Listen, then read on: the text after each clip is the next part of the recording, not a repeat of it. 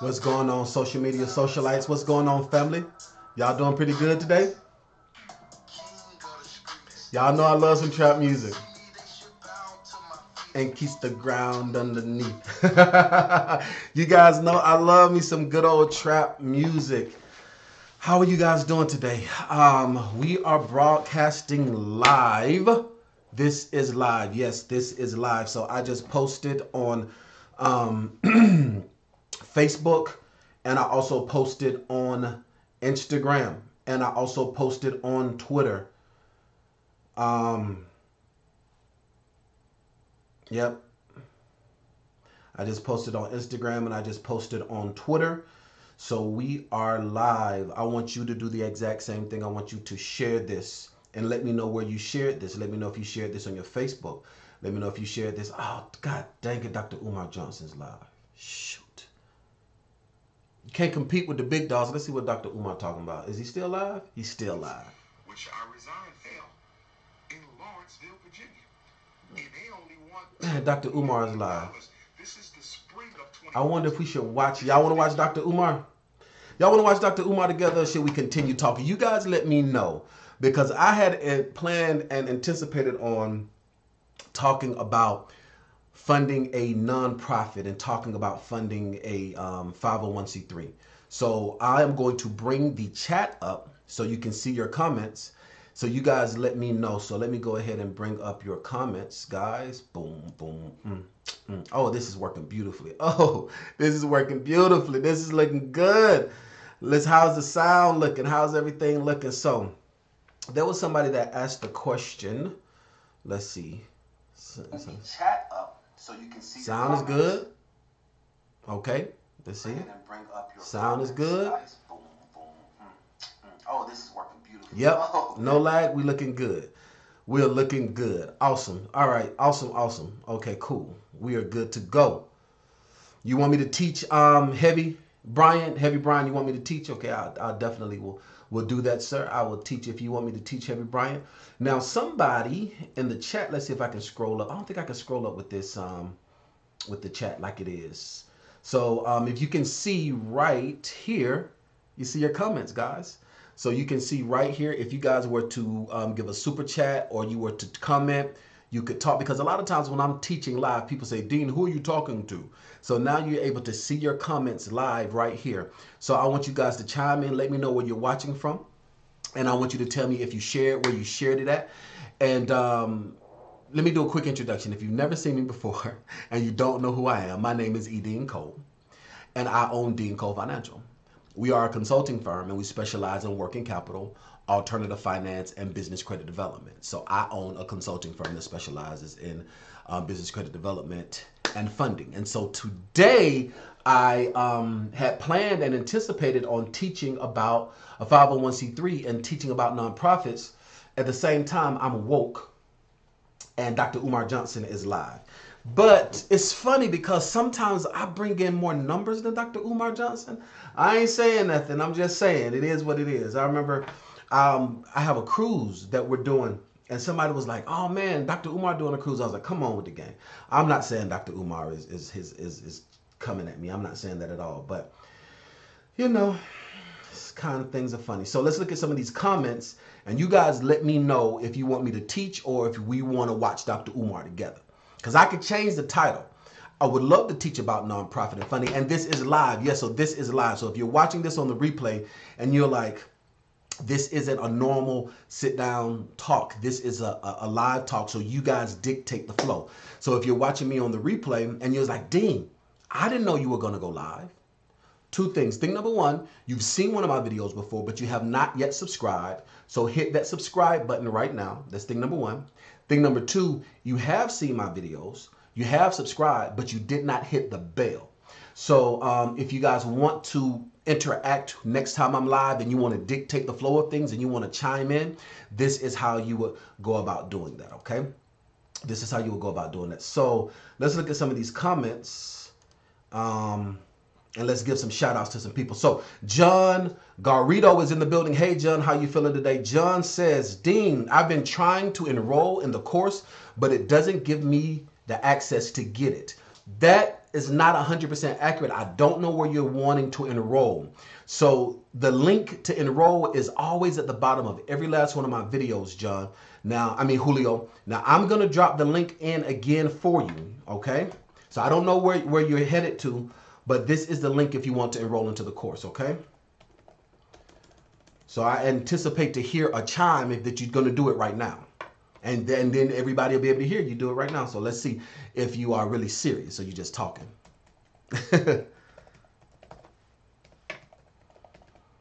Boom, boom. There you go. So, boom. So there we are. That is the link that you would need to follow if you want to enroll. All right. Matter of fact, let me make it a hyperlink because right now it's not a hyperlink. So let me go and make it a hyperlink. CFI. But if you want to know how to enroll, it is dcfionline.com/enroll. And there's a link in the description of every last one of my videos. I don't care if I'm doing a video about when I'm having cigars, or if I'm doing a video without me out on a date, or if I'm doing a video of just a daily vlog. The way YouTube is set up is every single time I post a video, it is going to drop the link to my course automatically. So it does not matter what's going on, it is going to be there. Offer E.DeanCole. All right, that's And like they knocking them. Like, oh, I don't like E.DeanCole because of this and that. that's the intro. Whenever you go to that page, that automatically plays now. So let me go back and drop this for you. So now I can turn it into a hyperlink. Bam, technology is cool. Bam, there you go. So there you are. You're able to actually click on that hyperlink, Julio, since you're watching live. You can click on that hyperlink and you'll be good to go. Oh, man, it doesn't look like... What's going on? I want to make love. There we go. Let's update that. Boom, there we are. So let's look at some of these comments. So let's go ahead and say who's all in the building, see who's all in the... Now, if you're watching this on the replay, I want you to interact as well. So if this is your first time watching me, this isn't not like anything you've ever seen before. I'm not some narcissistic person that happens to just sit here and talk and to hear myself talk. You guys are going to dictate the flow. So I need your interaction, okay? So I feed off of your energy. So I'm going to want you to interact. I want you to comment. Even if you're watching on the replay, I want to make a mind-muscle connection with the information that I'm going to teach you if I decide to teach, depending on what you guys say. But I want you to make a mind-muscle connection. So if I ask you to do something, even on the replay, I want you to interact. So I want you to share and tell me where you shared. So I want you to hit that share button. I want you to share it, send it in a text message. Matter of fact, I'm about to do the same thing. Share it in a text message, share it on Facebook, share it on Twitter. Let me know where you are sharing. So I am going to share this right now with someone who was starting a 501c3. Nah, it's 11:32. I'm not going to share it. And it's a female, so I ain't doing that. And she's married. We ain't playing them games. Nope, nope. She'll catch it on the replay. Listen, I ain't new to this. I'm true to this. All right, so let's go ahead and look at this. So let's see who's all in the building. So I want you to share and tell me where you shared, okay? Let me know. So we got Julio Garado is in the building. Hey, Julio. He asked a question about the link. I provided the link for him. We got Roderick Sharp is in the building. Hey, Rod, how you feeling, my man? He says, hey, Dean. We got Hayward Bryan is in the building. What's up, Dean? Triple M, Money Making Motivation. Yes, Triple M is in the building. Money Making Motivation. I am winning. I hope you are doing well. I'm excited about tonight. For some reason, I just felt like going live, guys. I'm still suited and booted. And I was actually watching Tommy Sotomayor, and he was going in on Melanin Sutek. And I was watching, I was like, man, I need to go live. I haven't, because we had issues before, but I got the issues worked out, as you guys can see. So I'm excited about that, and I just decided to go live and let's teach. So Hayward Bryan says, what's up? We got Big Face Truckers in the building. I am following my brother. I appreciate you, Big Face Trucker. Hit that like button and hit the share button right now, Big Face Trucker. I appreciate you for that. We got John Ortia is in the building. What's up, peeps? He's saying what's up to all you social media socialites in the building. We have Roderick Sharp. Says, I'm still driving. Still truck driving. I'll be listening though. Awesome. Yep. So you can listen to this like it's a podcast. So good stuff. We got Krylet Banks is in the building. Hey Krylet, how are you doing today? Lamus Donnell is in the building. Dean, trying to get in touch to get at me, sir. So I don't understand what you mean by that. So when you say you're trying to explain to me, you'll have to talk a little more matter of fact. That's what this is for. So I'm getting at you right now.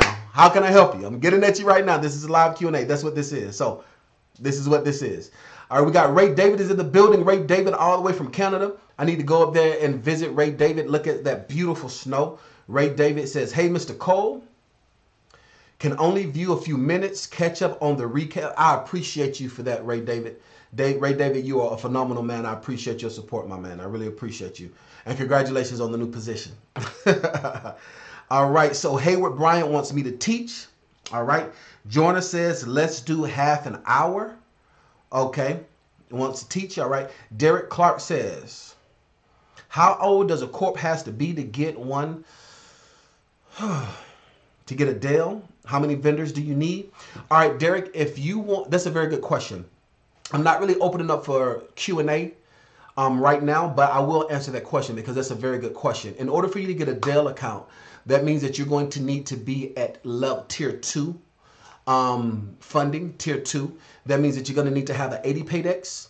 After you have an 80 Paydex, you're also going to need to have a open Equifax. Most people don't talk about Equifax business, but Equifax business does have its place when you're talking about things like Dell and tier 2. You're going to have an open Equifax account. And you're going to have an Experian IntelliScore, and reporting to Experian, you're going to need to have 2,500 reporting. So I teach all of that in the course and break it down and show you how you're able to do that. And you ask how old it has to be. All it has to do is just be seasoned the right way. A lot of times people say you have to be in business for a year. That's because they don't know how to build business credit and they rely on the seasoning, whereas you can be in business for 4 months and make it happen. That's a very good question, Derek. Mickey says, I came to hear you speak. That's what I'm talking about, Mickey. Okay, if you came to hear me speak, then I'm going to speak, and I'm going to speak truth to power. No questions about it. I'll be teaching tonight. All right, Mickey, I appreciate you. Signing up tomorrow in the class. That's awesome. A C man just said that he is enrolling tomorrow. That's awesome, A C man. I am looking forward to doing business with you, A C. All right.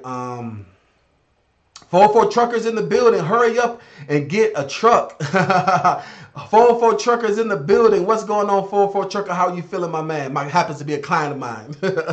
He did a phenomenal testimonial for me by mistake, so I appreciate that, 404 trucker. All right, 404 truckers in the building. Oh,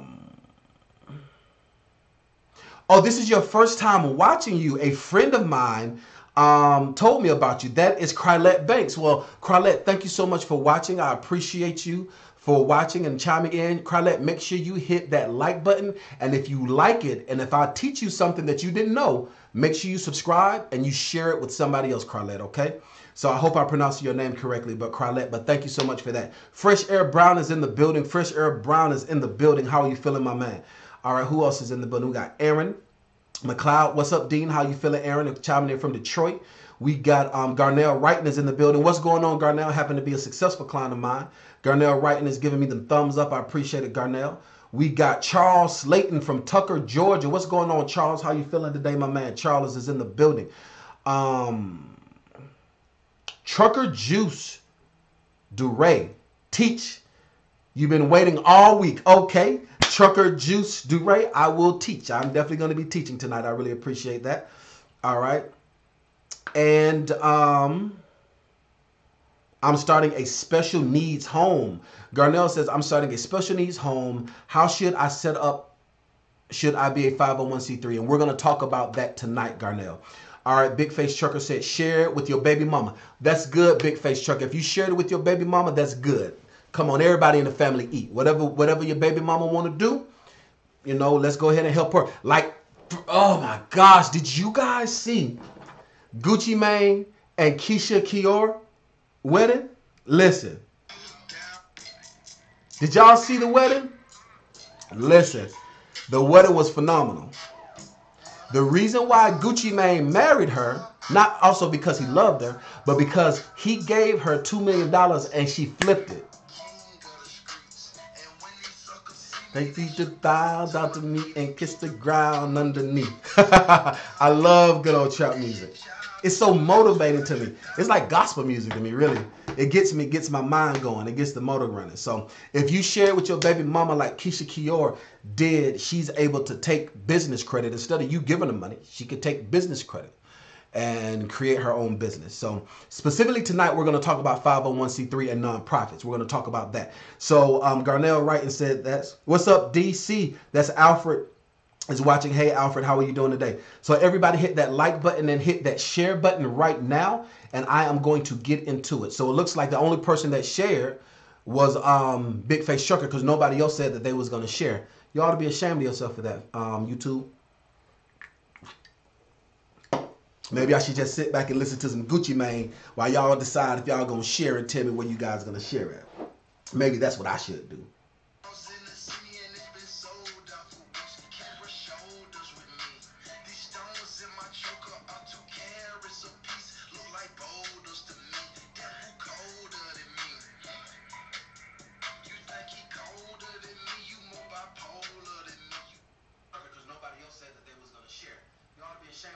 Okay. Making sure that we looking good on all cylinders. We are good on all cylinders. Okay. So if you guys share, let me know where you shared it at.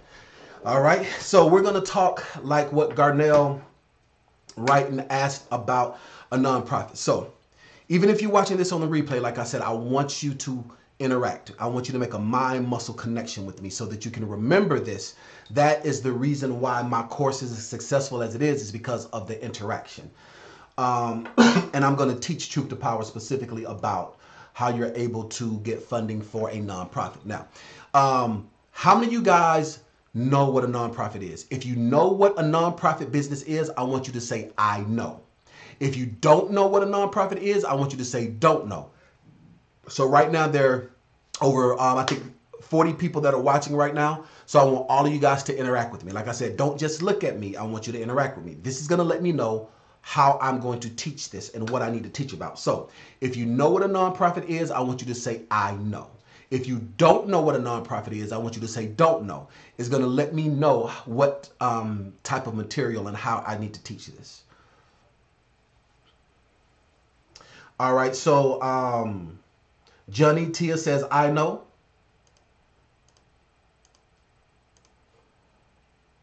Okay. So Raymond Lawson said he shared on Facebook. I appreciate you, Raymond, for participating. I appreciate you for that, sir. All right. All right, Charles, share it with your wife. I appreciate you for that, Charles. Thank you so much for participating. Alfred says, just shared on Facebook. Thank you so much for that, Alfred. I really appreciate you for that. All right. Jonier Tia said you shared with your homie a text message. I appreciate you for that. So Jonier Tia says, I know. Alfred says, I know. Mickey1781 says, I know. Hayward Bryant says, I know. Raymond Lawson says, don't know. Chase and Andrew Jackson says, like it. That's what I appreciate. Chase and Andrew Jackson is in the building. Very successful client of mine. A C-Man says, I know. Big Face Trucker says, Dean, 404 Trucker told me about you. I appreciate you, 404 Trucker. And I appreciate you, Big Face Trucker. That's good stuff. Garnell Wrighton says, I'm not sure. All I think I know.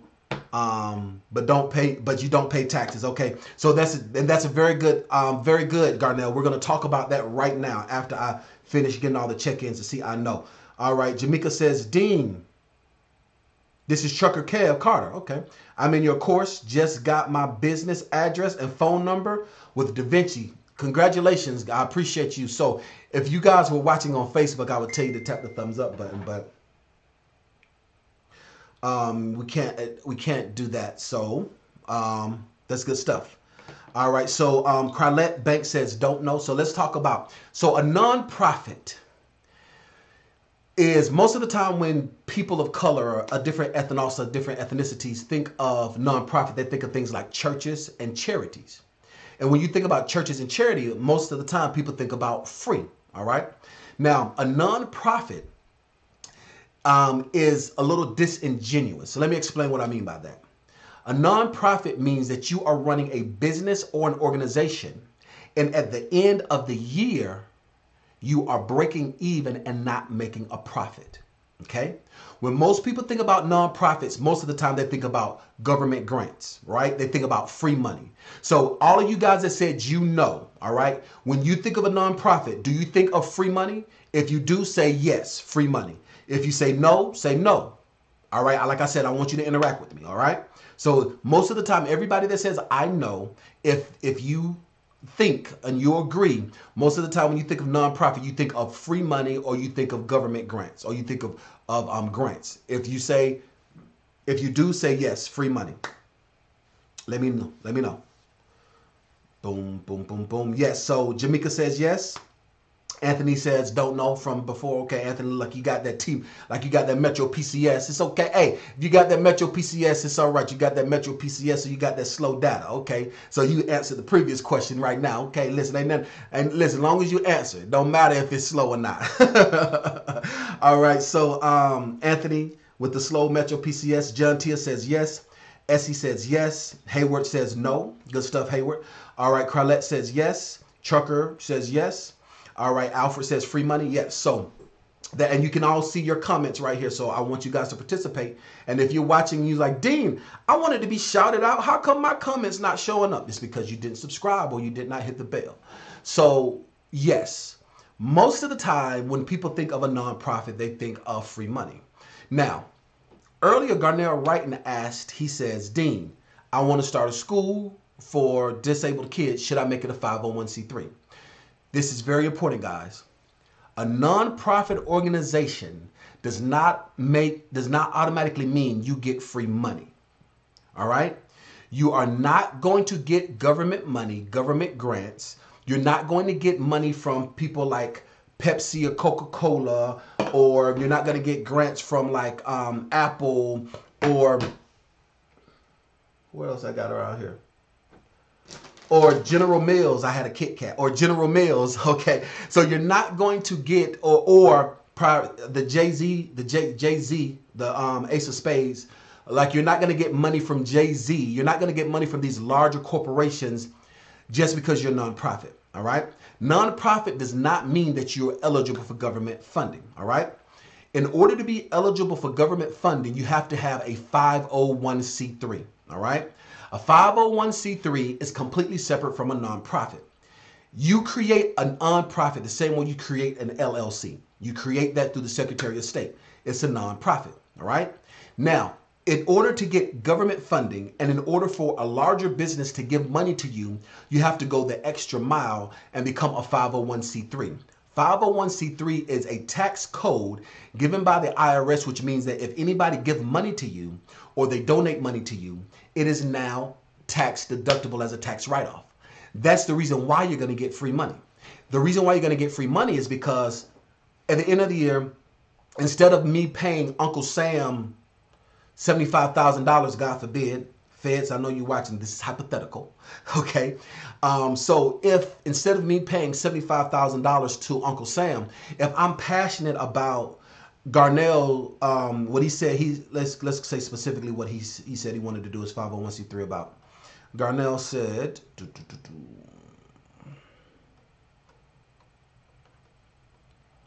Brandon is in the building. Hey, Brandon, how you feeling, my man? Brandon just chimed in and says, hey, bro. Starting a special needs, perfect. Okay, so instead of me giving money to Uncle Sam, I owe $75,000. Instead of me giving $75,000 to Uncle Sam, I'm passionate about special needs kids. All right, I'm passionate about it. And because I'm passionate about special needs kids, I want it to be productive. So instead of giving the $75,000 to Uncle Sam, 9 times out of 10, I give $50,000 to Garnell Wrighton. And because he's a 501c3, that's a tax write-off. And then I'll use some different tax shelters and tax gains for the other $25,000. You see what I'm saying? But I said all of that to say that's the ideal and the purpose of it. And so when you have a 501c3, that means that you're not eligible to get free money. If that makes sense, I want you to say makes sense. If you don't get it, I want you to say don't get it. 3 words, don't get it.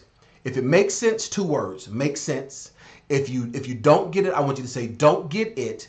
And after you say don't get it, write your question below that, all right? Like I said, this is alive, it's interactive. It's not like anything you've ever seen before. Even though this is YouTube Live. And if you want to be a part of this and you have questions and you want to interact, make sure you hit that subscribe button and then also hit the bell notification. Because if you subscribe but you don't hit the bell, then you're going to see this when it posts. But if you hit the bell notification, as soon as it goes live, you'll be notified of me going live. So, all right, so let's see who's in the building. So Anthony says, I'm a trucker. Yeah, so my connection is a little slow. But yes, free money. Good stuff, Anthony. I appreciate that that Metro PCS connection. As long as you're in the building, I appreciate you, my man. So let's see who's all chiming in. All right. Mickey says, makes sense. Hayward says, makes sense. Raymond Lawson says, makes sense. John Tia says, don't get it. Now, John, Joyner. Make sure you write your question below what you don't get about it so we can understand. We can talk truth to power a little bit more. All right, so Raymond says you want to help the homeless. That's awesome. That's a phenomenal thing. So if you want to help the homeless, this is the place for you. Matter of fact, pause. Anybody you know that is a pastor, anybody you know that wants to do something like this, I need you to share this with them. Even if I need you to share this with your pastor, I need you to share this with your bishop, with your choir director, with your anybody that is in the ministry or anybody that is in the ability of helping. I need you to share this with them right now. The reason why is because so many people rely on the congregation. So many people rely on begging for an offering. So many people rely on being broke. Like, you don't have to do that in order to build your nonprofit or to build your business. I'm going to teach tonight basics. I have a course that's coming out that's more in-depth detail where I'll walk you through everything, take you through your first grant, all of that stuff. But tonight, I'm going to answer your questions and I'm going to talk the basics about how you're able to get free money as a 501c3 in your first year. So we're going to talk about that a little bit. But so let's go back forward. So Mickey 781 says makes sense. Hayward says makes sense. Raymond says makes sense. Jania says don't get it. All right, Raymond says I want to help the homeless. Dion Wow says the real CEO. I apologize. My eyes was playing tricks on me. I'm trying to figure. I'm like, what the world? But it says the real CEO, comma, just got done driving. Awesome, Dion. I'm glad that you just got done driving, my man. I'm glad that you're able to tune in. Brandon says, hey, Dean, I enrolled today. I have an LLC, but okay, Brandon, I'm glad you enrolled today. Congratulations for enrolling into the course. But tonight, this is a YouTube Q&A. This isn't our private Q&A that we do in our private Facebook group. So for that, I'm going to save that for that. I appreciate you. I don't want you to think I'm ignoring you. But tonight, specifically, we're talking about how to fund a nonprofit in a 501c3. So I'm in a role, and I don't want to mess that up. But you know what I want you to do, Brandon? I want you to save your question for the end when I do questions about any and everything, and then I'll answer that question, okay? So that question you just asked me, I want you to answer that at the end. Now, when we're in our private Facebook group, it's nothing but question and answer. I'm with all of you guys right now. I think it's 430 of you guys. So when in the private Facebook group, all I'm doing when I'm doing the live Q&A is specifically answering questions, doing consulting. But this I'm teaching. And so I'm going to be teaching specifically on nonprofit and how to get funding. So, Brandon, I appreciate you for that. I don't want you to think that I'm ignoring you and being rude. And I'm glad to be doing business with you. Congratulations, sir. I'm glad that you enrolled. Matter of fact, I saw that you enrolled probably 2 hours ago, and I added you to the Facebook group myself personally. So, Trucker says, Jamaica says, don't get it. Charles Salone says, wifey want to open a shelter and a car center. Is that care center? Yeah, I'm sorry, my eyes playing tricks on me. Care center, yes. So this is perfect. So Charles, this is perfect for you and wifey. This is perfect for you guys. All right. Road Runner 876 TV says, I've been homeless before. I've been thinking about a nonprofit to help the homeless. That's phenomenal. I've been homeless before too. Y'all might not believe it, but listen to me. I know I look slick and smooth and watches on arms and bracelets on wrist and all that stuff, but I've been homeless before too. I've slept in my car before too. Listen, all this, I don't come from money. Most African American men that are affluent, we had to fight, hustle hard to get it. Most Caucasians and other races, Jewish individuals, and I don't mean to be provocative, YouTube, but other cultures, they do. That's why they have bat mitzvahs. That's why they pass things down from generation to generation. So when people look at me and they judge me, I worked hard for everything I got. So that's the reason why you're going to see me stunt, because I worked hard for it. You dig? So other cultures and other races, they will see that and they will judge us because they think, well, I don't understand. Why does he celebrate the fact that he has a $30,000 watch? And why does he always change and celebrate the fact that he got another one? I just got 2 new ones. Oh my gosh, I can't wait to show them to you guys. I got a black one that's beautiful. And I got a big face rollie with the tennis bracelet to match. Beautiful. I can't wait till they come in the mail. But anyway, so what they'll do is they'll say, I don't understand the reason why it's just a watch. No, it's just a watch to you because your great grandma probably gave it to you. Your great granddaddy probably gave it to you. So that's your privilege. But when you look on me, I'm not supposed to have it. I'm supposed to be a felon. I'm supposed to be in jail because the system is designed against people like me. So I had to pause parenthetically for a second, guys, to kind of go off kilter a little bit. But being on YouTube, you get a lot of that. People say, I don't understand. You're such a show off. You god dang right I am, because I'm supposed to be dead. I'm supposed to be dead in jail. I'm not supposed to be educated. I'm not supposed to be articulate. I'm supposed to be afraid of you. I'm supposed to kowtow to you. And I'm supposed to have 5 baby mamas. But I am celebrating the fact that I don't. And I'm grateful for the fact that I don't. And I am a living epistle for people to see that you can come from the streets. So that's the reason how come I'm so flashy, because that's what we do. Hood rich. Because I come from the hood. Just because I speak the way that I do doesn't mean that I don't come from the hood. That's why I love trap music like I do. It's a surprise. It's not like I'm not like Caucasians and Asians and Indians and even the African culture where they are groomed into it. I come from the nothing. So I said all of that to say that I've been homeless before too. So all of you guys that are saying that you want to do something for homeless individuals, I appreciate that. So I apologize for the rant. Let me get back on track. That's the reason why, Brendan, when I'm teaching about a specific subject, I try to stay on task because of that, because I'm very passionate about it. So let's talk about it a little bit more.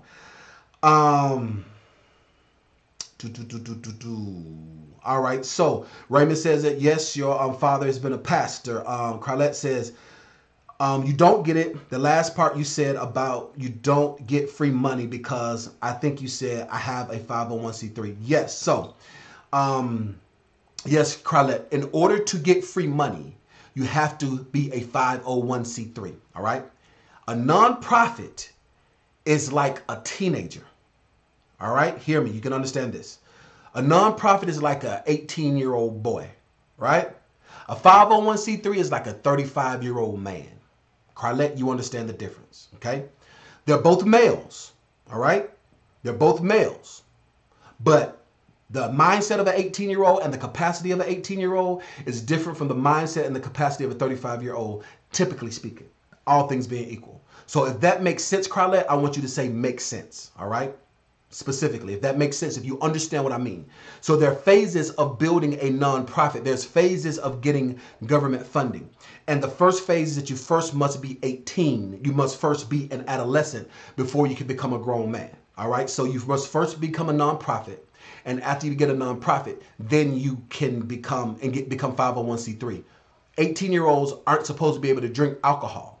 You're supposed to be 21 before you're able to drink alcohol. Okay, 18-year-olds cannot purchase real estate. You have to be 21 years old to purchase real estate. So the same thing, a nonprofit is the beginning stages to getting the government funding and the government grants. So, but this is another thing. In order to be a 501c3, you have to be a nonprofit. Like you cannot be a for-profit business and then become a 501c3. It doesn't work. So it goes into stages. All right, so Carlotte says, yes, it makes sense. Okay, awesome. Good stuff. You got it. Makes sense. I appreciate that. All right, free money got it. 404 Trucker says free money got it. Awesome. All right, All right, Trucker Juice Drew says, I'm interested in starting a nonprofit, sending goods to Haiti. That's a great one, Trucker Juice Drew. That's a very good one. All right, and child support to be killing you. All right, Mikey, I missed the first part of that, but oh, you're talking about as a black man. Okay, yes. So you picked up on my rant. Okay, you caught that spirit on. You know, when the spirit moved me, I done caught the Holy Ghost up in the thing. You understand what I'm talking about? Okay.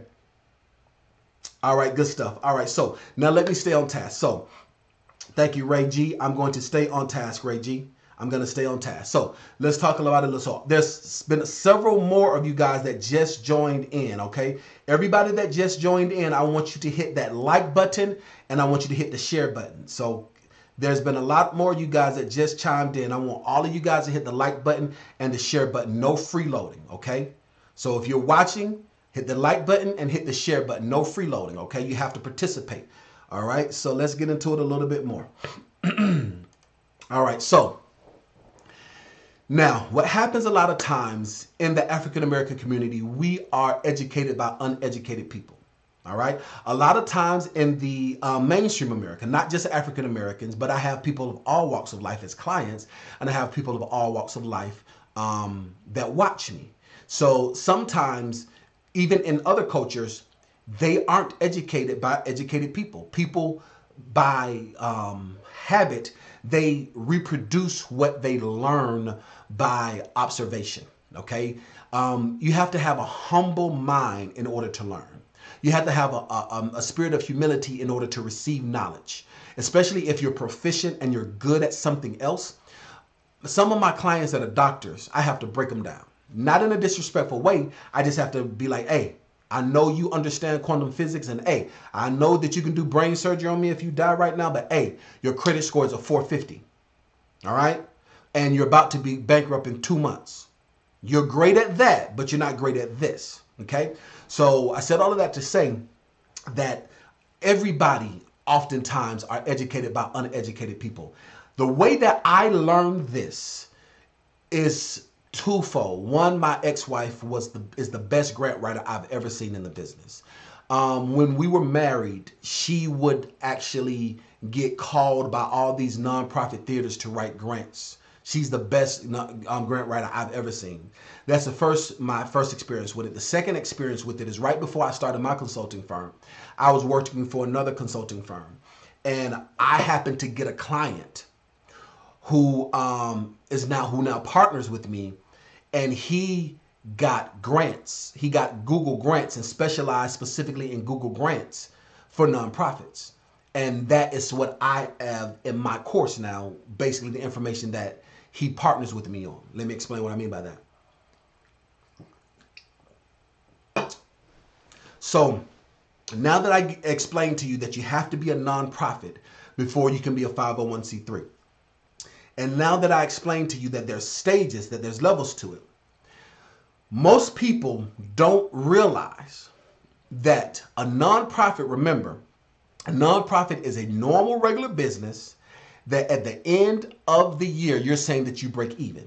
So most people think that nonprofits don't make money. No, the average executive director of a nonprofit makes $150,000. Okay, depending on what your field is. So, excuse me, if your field is the homeless, because a lot of you guys were talking about homeless. Let me see if I can pull this up on here. Give me a moment, guys. Let me see if I can do it. Hold on for a second.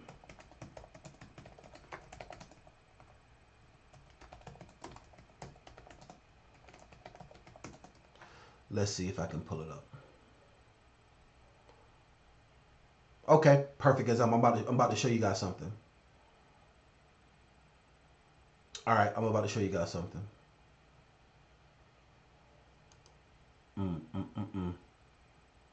Now, the average for the traditional nonprofit is 150,000. But I just found something. I'm going to share this with you guys. So give me a moment while I transition for this. Give me a moment.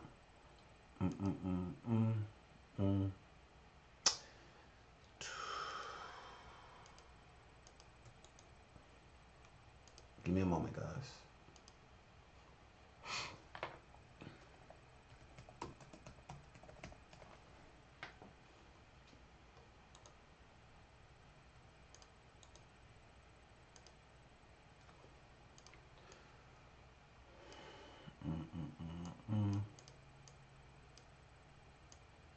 Share it with you, and I'm gonna show you.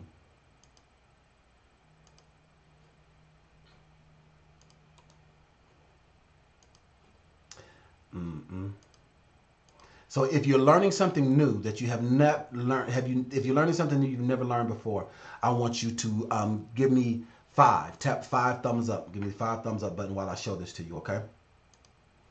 All right, I want you to give me 5 thumbs up. Tap the thumbs up button for me 5 times right now. If you're learning something you've never learned before.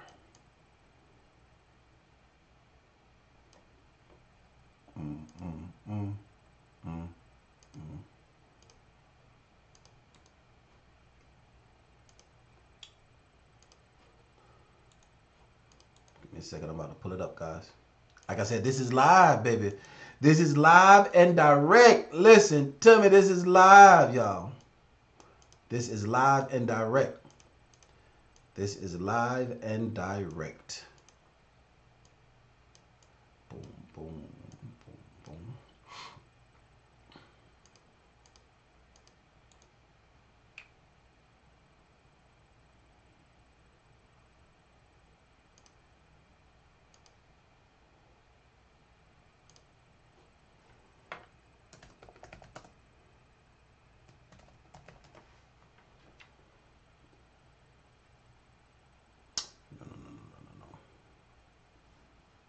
Alright. No. Wrong thing. Give me a second, guys. Give me a moment. Thank you so much for helping me. There we go. Boom. There we are.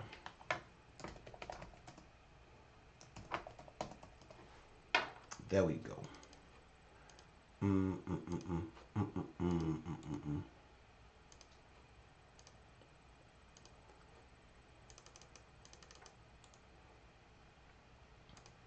This is live.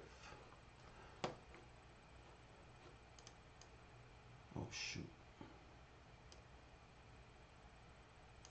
Boom. There we go.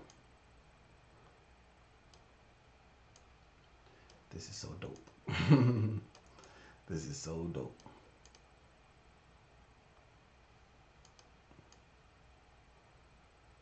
Oh, did it make it? It wasn't supposed to make it clear. It wasn't supposed to be clear. Oh, man.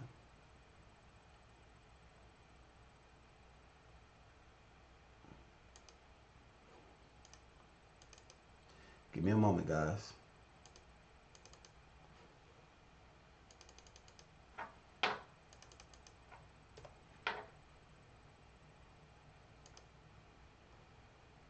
There we go. Boom. You guys, thank you so much for your patience. I want to share this with you guys so you guys can see it. I'm speaking truth to power, and this is live, guys. This is live. Like I said, this is live. So, boom. There we go. Share this with you guys.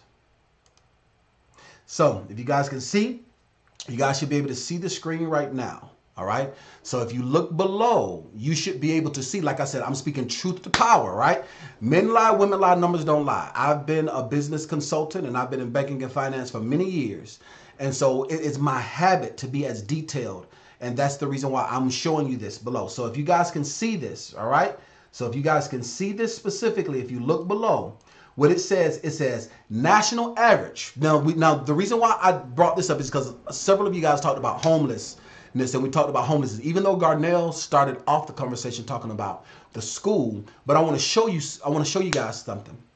It says the national average compensation, according to payscale.com, the national average salary of an executive director for a nonprofit organization ranged between $44,352 to $81,759 per year. In September of 2010, the average includes homeless shelter organizations. Okay, so This is the average because we are talking about the homeless shelter organization. Now, I personally know some executive directors that make 150,000. All right. So you are allotted that in your salary. Okay. So let's go back for a moment. So if you guys see that and you see it on the screen, I want you to say see it. All right. Like I said, this is new. I'm sharing and I'm teaching with you guys live. If you're able to see it, I want you to say see it. And let's go ahead and get back to this chat. So let's see. All right. So I appreciate the thumbs up. Okay, awesome. So Roadrunner gave me the thumbs up. Okay, awesome. Awesome. Okay. Hey, Sean, how are you feeling today, my man? Sean Jeffrey just chimed in. Okay. So if you're able to see that, if you're able to see it live, I want you to say see it. I'm going to see how it looked on my phone because this is live, guys. Okay, see it. Okay, awesome. Thank you so much, Carlette. See it. Now, let me tell you the reason why this is important, okay? How many of you guys right now make anywhere from 44,000 to 81,000 right now? All right.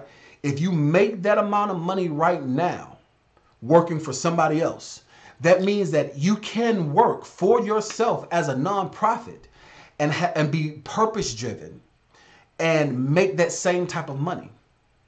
I know some people right now that don't even make that amount of money right now. And I don't mean to embarrass you. I don't mean to denigrate you in any way. But when I first got into banking, you know, guys, you guys know I'm passionate. When I first got into banking, I think I was making 35,000. Now, what is an executive director? An executive director is the equivalent of a CEO. You guys know that I go by the mantra CEO lifestyle. That is what it is. I am a CEO. But an executive director is the exact same thing as a CEO, which is the person that owns the business, but they own the business of a nonprofit organization. All right. So it's the exact same thing. People say boss. Some people say HNIC. You know, it doesn't matter. But the fact is that they are the person that's in charge. So I said all of that to say that if you set yourself up the proper way, you're able to have a sustainable business helping the homeless. You're able to have a sustainable business helping children of who are special needs. You're able to have a sustainable business of people who ship goods to Haiti. Now, this is the other caveat, right? Check this out. You own a nonprofit that makes 80,000, but you also have your for-profit too, and your for-profit might make 100,000. You understand what I'm saying? You see what I'm saying? So that's the reason why you'll see individuals that have multiple businesses and have nonprofits and they are tax shelters, because what you can do is, remember that 75,000 that I said that I didn't want to pay to the IRS, I could turn around and pay that into my nonprofit to fund my nonprofit. All right. I talk about that in a lot more detail in my course because certain things I can't teach to the public. But that's a cool way of how you're able to legally play the game like Donald Trump then plays the game. All right. This is how you're able to be a billionaire and not pay taxes. All right. It's all about playing the shuffle game. OK, I'm teaching you. If you guys understand, I want you to say OMG. If you did not know that that's how large corporations pay themselves legally. If you didn't know that, I want you to say OMG. If you did not know. If you knew it, I want you to give me 3 laughy faces, kind of like what Mickey just did. So if you knew that, if you were already in on the surprise, give me 3 laughy faces. If you did not know, I want you to say OMG. Even if you're watching this on the replay, because I come back and I interact with you guys. So if you missed it live, I want you to comment. All right, so Roadrunner says OMG. Roadrunner says OMG. All right, Diamond Dick says OMG. All right, Crelette Bank says OMG. All right, Issy Man says OMG. All right, awesome. You guys are chiming in. OMG. Good stuff. Chiming in. OMG. Okay, awesome. So I wanted to show you guys that because a lot of times people think of churches, prime example, churches. If you are a pastor, right? If you are a pastor, if you are a ministry leader, You can make $80,000 a year and not have to beg the church or beg the congregation for their money. Now, I get it. I believe in sowing. I'm a sower. I sow seed. I sow seed. I do that.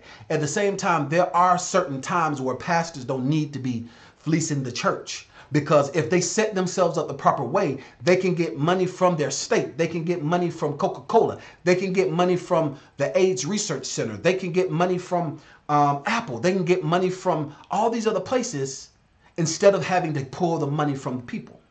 All right? You can do that. You know what I'm saying? You can be the executive director of your outreach ministry, of your life coaching center, or whatever it is, and not have to fleece the people. And that way you can sow the money back into the actual church. I'm going to tell y'all something. I'll tell y'all something right now. I was Dr. Dollar's spiritual son. I was one of his spiritual sons, Dr. Creflo Dollar. And Dr. Creflo Dollar gets a lot of flack.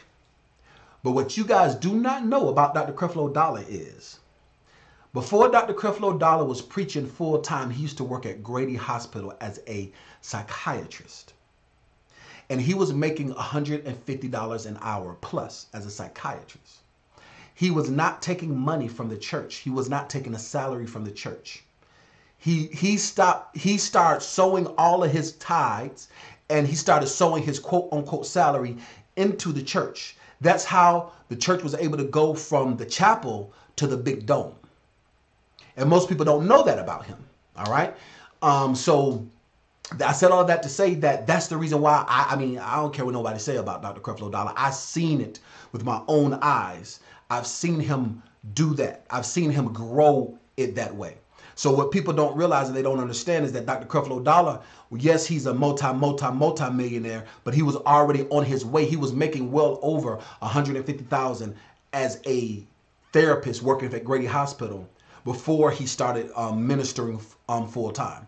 And when he started ministering full time, he then started writing books, and he owns books and also franchises. Like, prime example, another pastor who I have a video about him, Bishop Eddie Long. He owned like 4 or 5 McDonald's in North Carolina. Most people don't know that. So every McDonald's is like $1 million coming in. So he owned 5 McDonald's in North Carolina. Most people don't know that.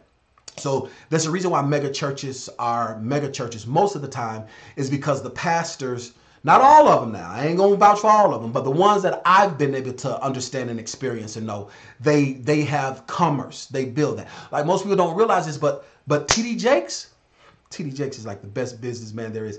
T.D. Jakes built a subdivision, a whole subdivision.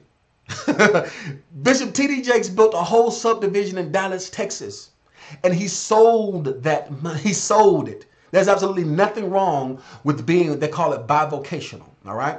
This is the reason why I wanted to share this with you all that are pastors or ministry workers or ministers, is because you can have multiple businesses. The same way that a chick can work 9 to 5 and then work a 6 to 10, you can run your business 9 to 5 and you can pastor 6 to 10. Now, I'm not telling you how to counsel people. I'm not telling you how to be a spiritual guide. I'm not telling you how to do your job as a pastor.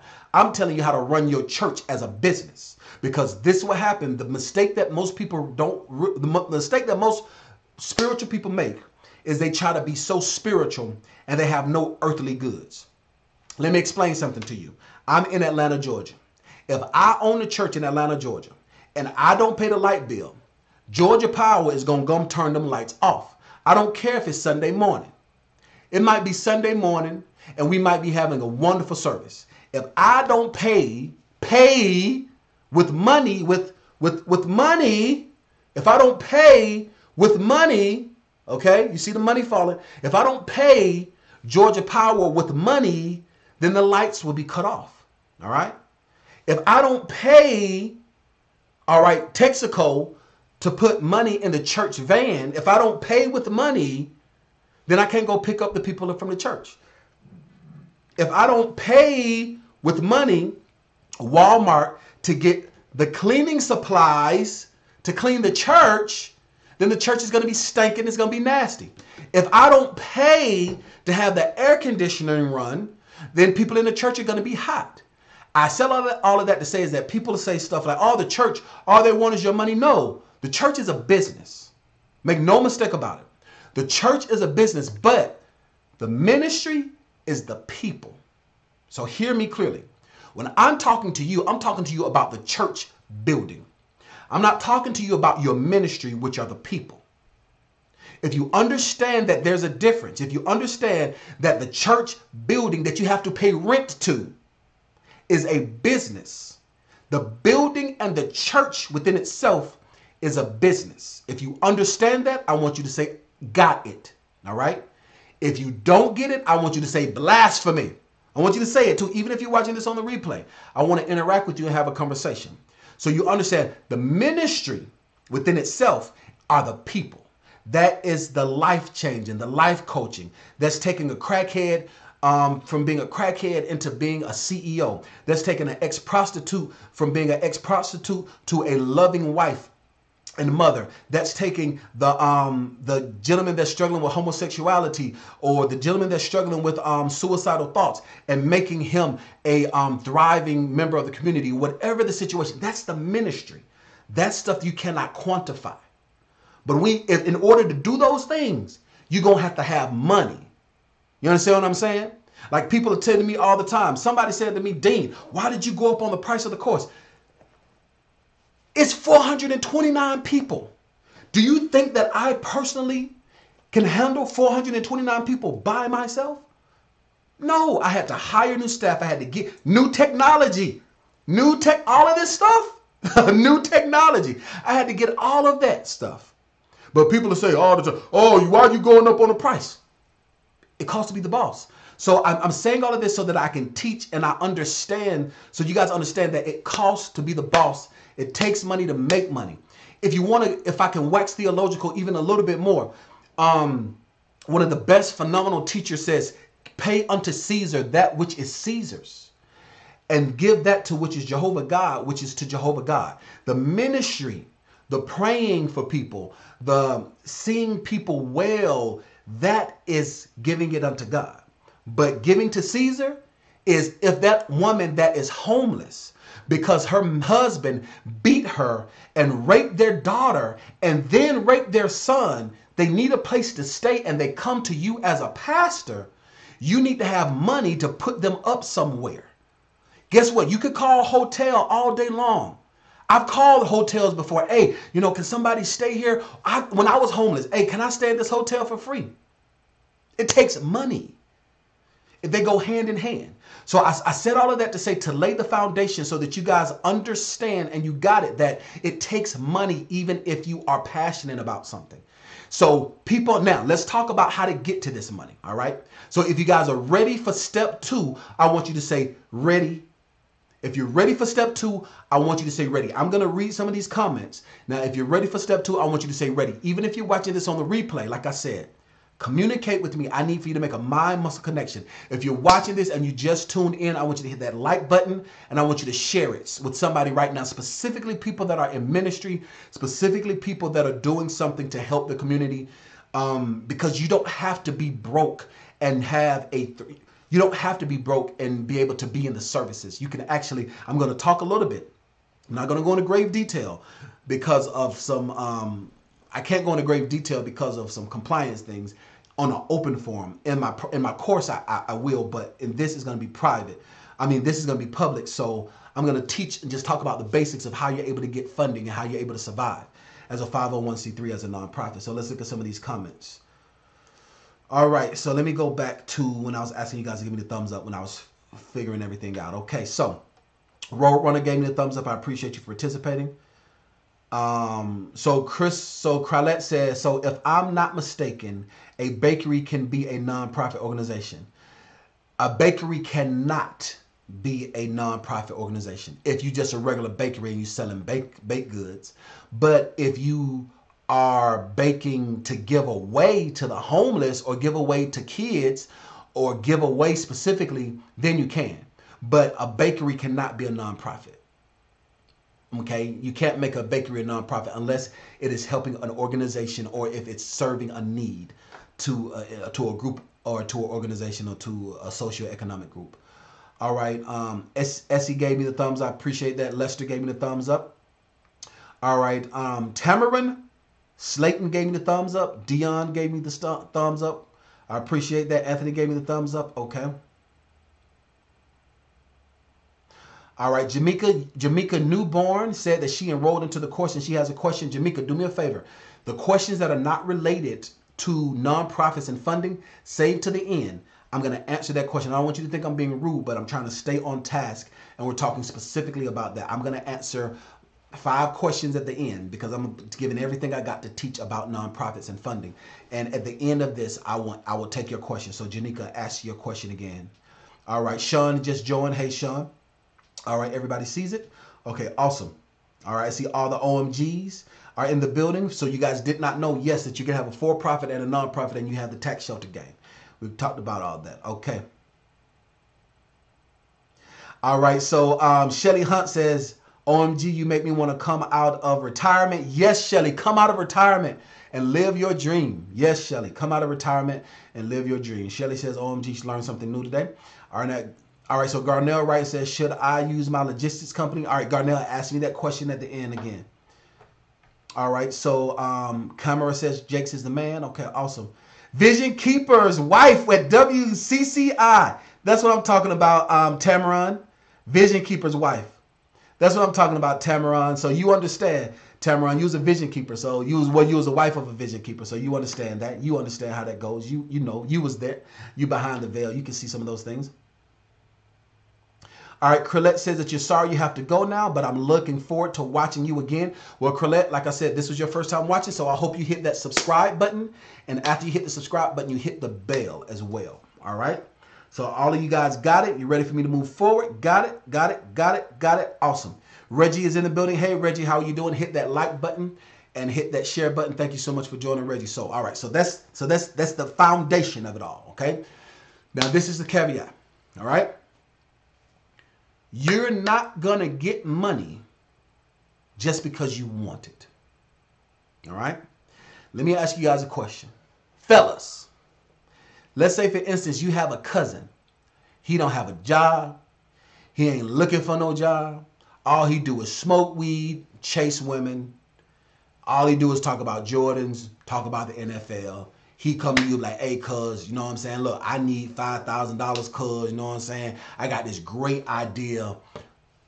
I want to help the homeless, cuz. And you have $50,000. And he said, I'm going to pay you back. Be honest with you. Be honest with me. Be honest with yourself. How many of you, and you're not even passionate about homeless people, you don't even like this cousin. Matter of fact, this cousin already owe you $50. But they ask you for $5,000. Even if you have $50,000, be honest with yourself. And be honest. I want you to know. If you would give it to them, I want you to say, I would.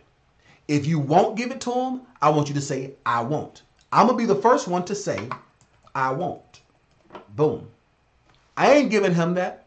So this is a scenario. The scenario is, cousin, all he do is smoke weed. All he do is chase women. All he do is talk about the NFL. He ain't got no job, don't want no job, don't have any education at all. Didn't go past high school, but he has this great idea, and he wants $50,000, and he wants $5,000 from you, but you have $50,000 just sitting around. Would you give him the money? My answer is no.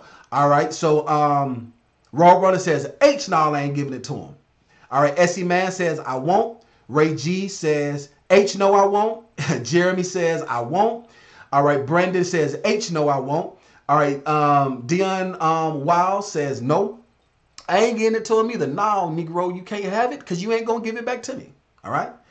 The same way you and I think is the exact same way these corporations thinks and the same way that these trustees think. And I'm about to teach what these two scenarios are.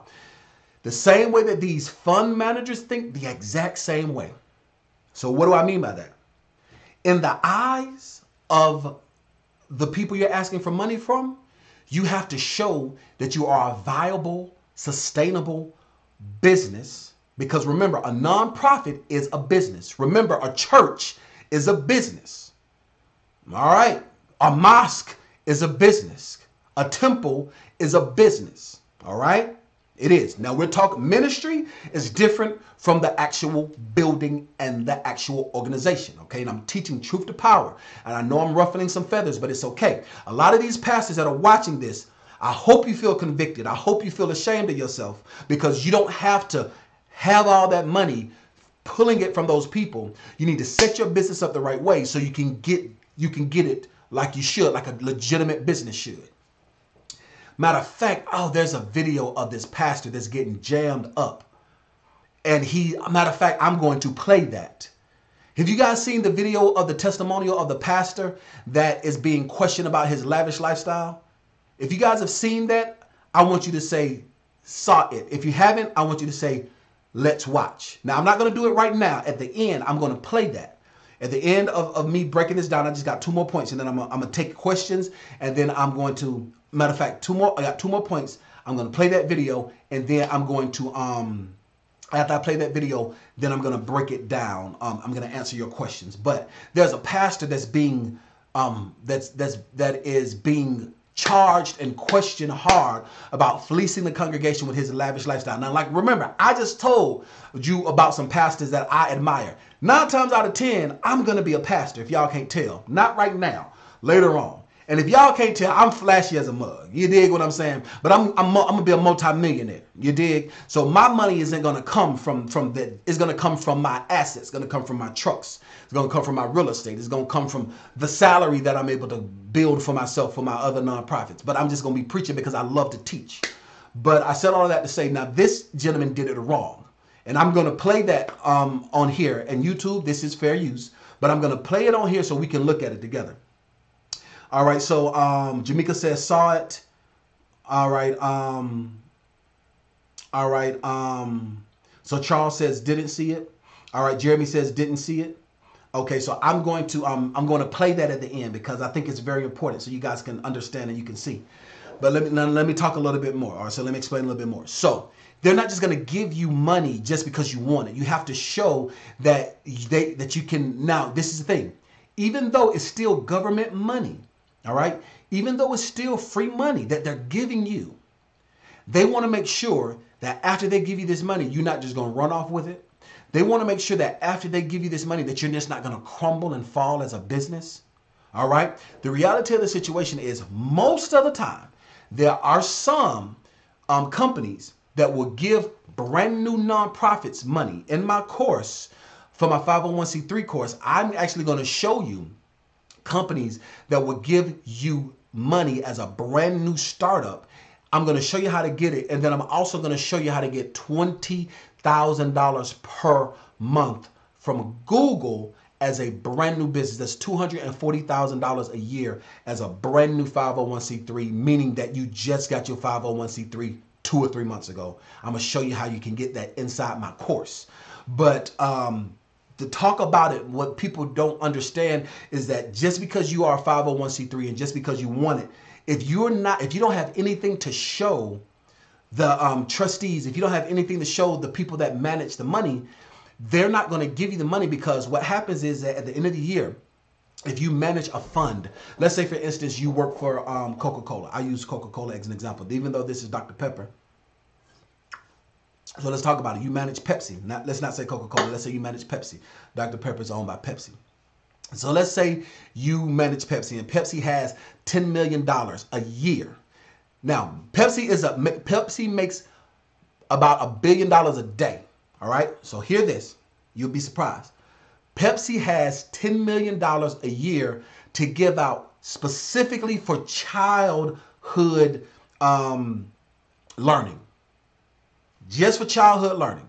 They have tens of millions of dollars to give out to other positions, for other organizations, but specifically for childhood learning, they have $10 million to give out.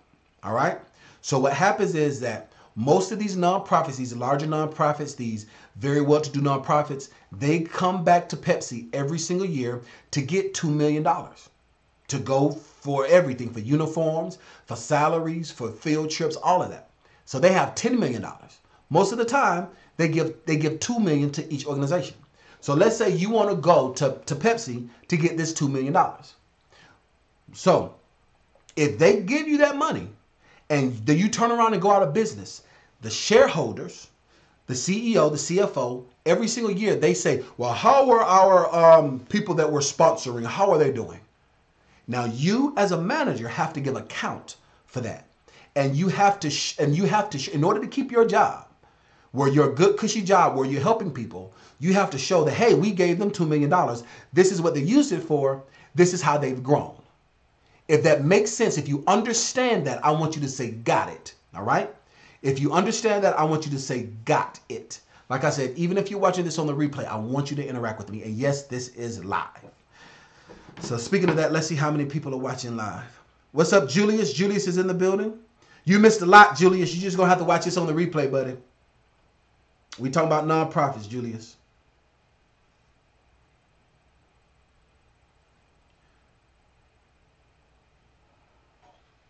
If that makes sense, if you understand. All right. So I want all 31 new people just started watching. I want all 31 of you guys to hit that like button, okay? All right, I want all 30. We got 31 new people that just started watching. I want all 31 of the brand new people to hit the like button, okay? So you got that. You understand that. You understand that and you got that. Okay, cool. I see all the got it. Okay, awesome. We got Chucker Julie says got it. We got Reggie says got it. All right. All right, good stuff. We got Brandon says got it. Okay, good stuff. All right. Julie says will do. Awesome. Good stuff, Julius. Okay. Paul says got it. Okay, awesome. So you guys got it. You understand. So this is a caveat. You need to build business credit just like a bakery, just like a consulting firm, just like a trucking company, just like a makeup line, just like a beauty salon. Whether you are a church, homeless shelter, you help battered women, whether you help special needs kids, you need to build business credit to make sure that you are sustainable. Because when you go to write this grant, they need to see that they're not just going to give money and throw it away. Just like you're going to give it to your cousin that chase women and chase a high. That ain't what it is, okay? So you have to show that you are sustainable. So you're going to have to get your paydex score for your church. Yes, you're going to have to get your Experian IntelliScore for your choir. Yes. You're going to have to get a business checking account for your organization. You're going to have to open up the initial lines of credit for trade accounts. Yes, you're going to have to go through the exact same stages to show that you are sustainable. All right. Now, after you go through those stages to show that you are sustainable, you're also going to need to have a website to show social proof of what it is that you're doing. And all of this goes into the process. Guess what? Grant writers are nothing. Grant writers get paid extremely well to submit to guess who? Underwriters. And the same way, all the same underwriting guidelines for a for-profit, grant writers have different underwriting guidelines. The exact same thing, the exact same principle. So in order for you to do that, in order for you to be sustainable enough, you're going to need to make sure that you have all of your ducks in a row, all your T's crossed and all of your I's dotted. You have to be a legitimate, sustainable business. All right? You have to. So let's talk about it a little bit more.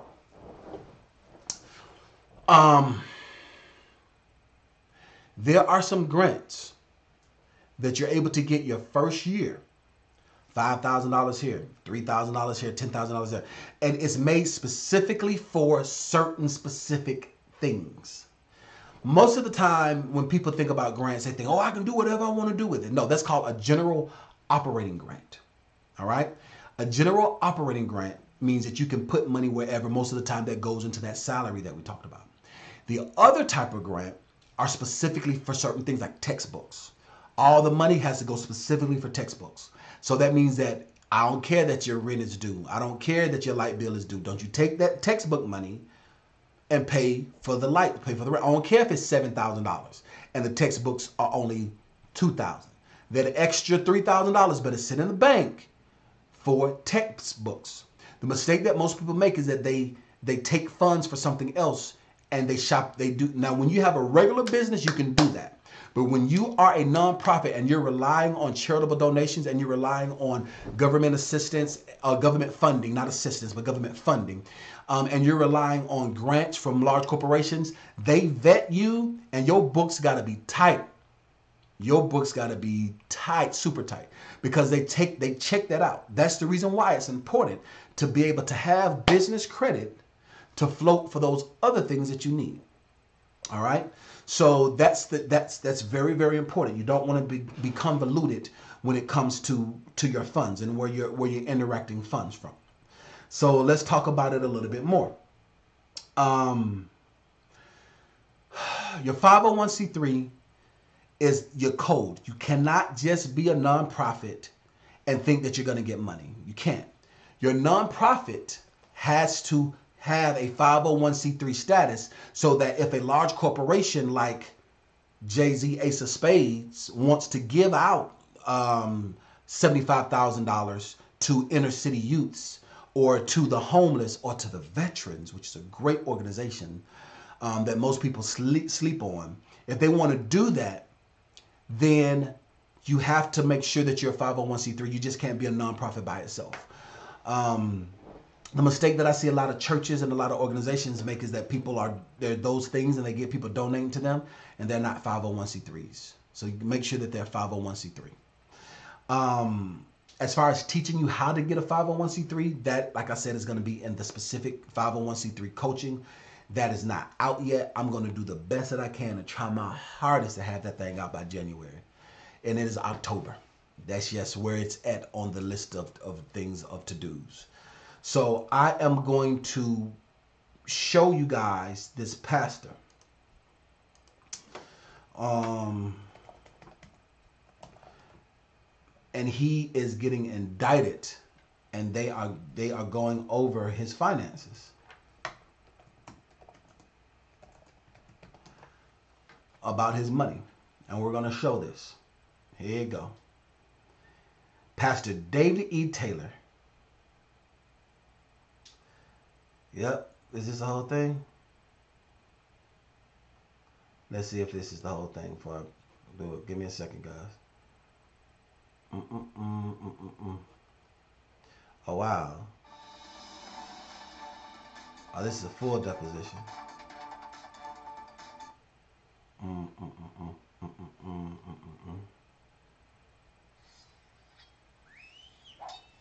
And you do not want to make this mistake. I want to make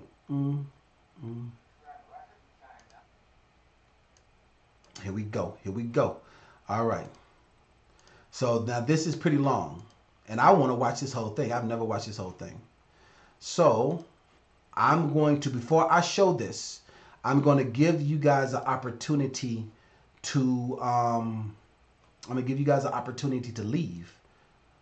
So as I'm going to answer 5. 1, 2, 3, 4, 5, and I'm going to count them down. There's a few hundred people watching, so I'm going to answer 5 questions. All right, 5 questions right now on anything business related. So everybody that was asking questions, I want you to answer it. And even if you have questions about this is the time. So get ready. I'm doing the first 5 right now. Ask right now, ask right now, ask right now. If you're catching this on the replay and you have a question, ask your question. And when I have the opportunity to, I'll come back. I'm doing a complete series called Quick Questions. Everybody say, Dean, I got a quick question. I'm going to do a complete series of quick questions where I'm going to answer your questions in video format. For quick questions, my videos are long. So for people who just have a quick question, I'm going to answer that question in video format. But as for right now, I am going to answer your questions right now. So I'm going to let you guys get ready while I get this video queued up. Boom.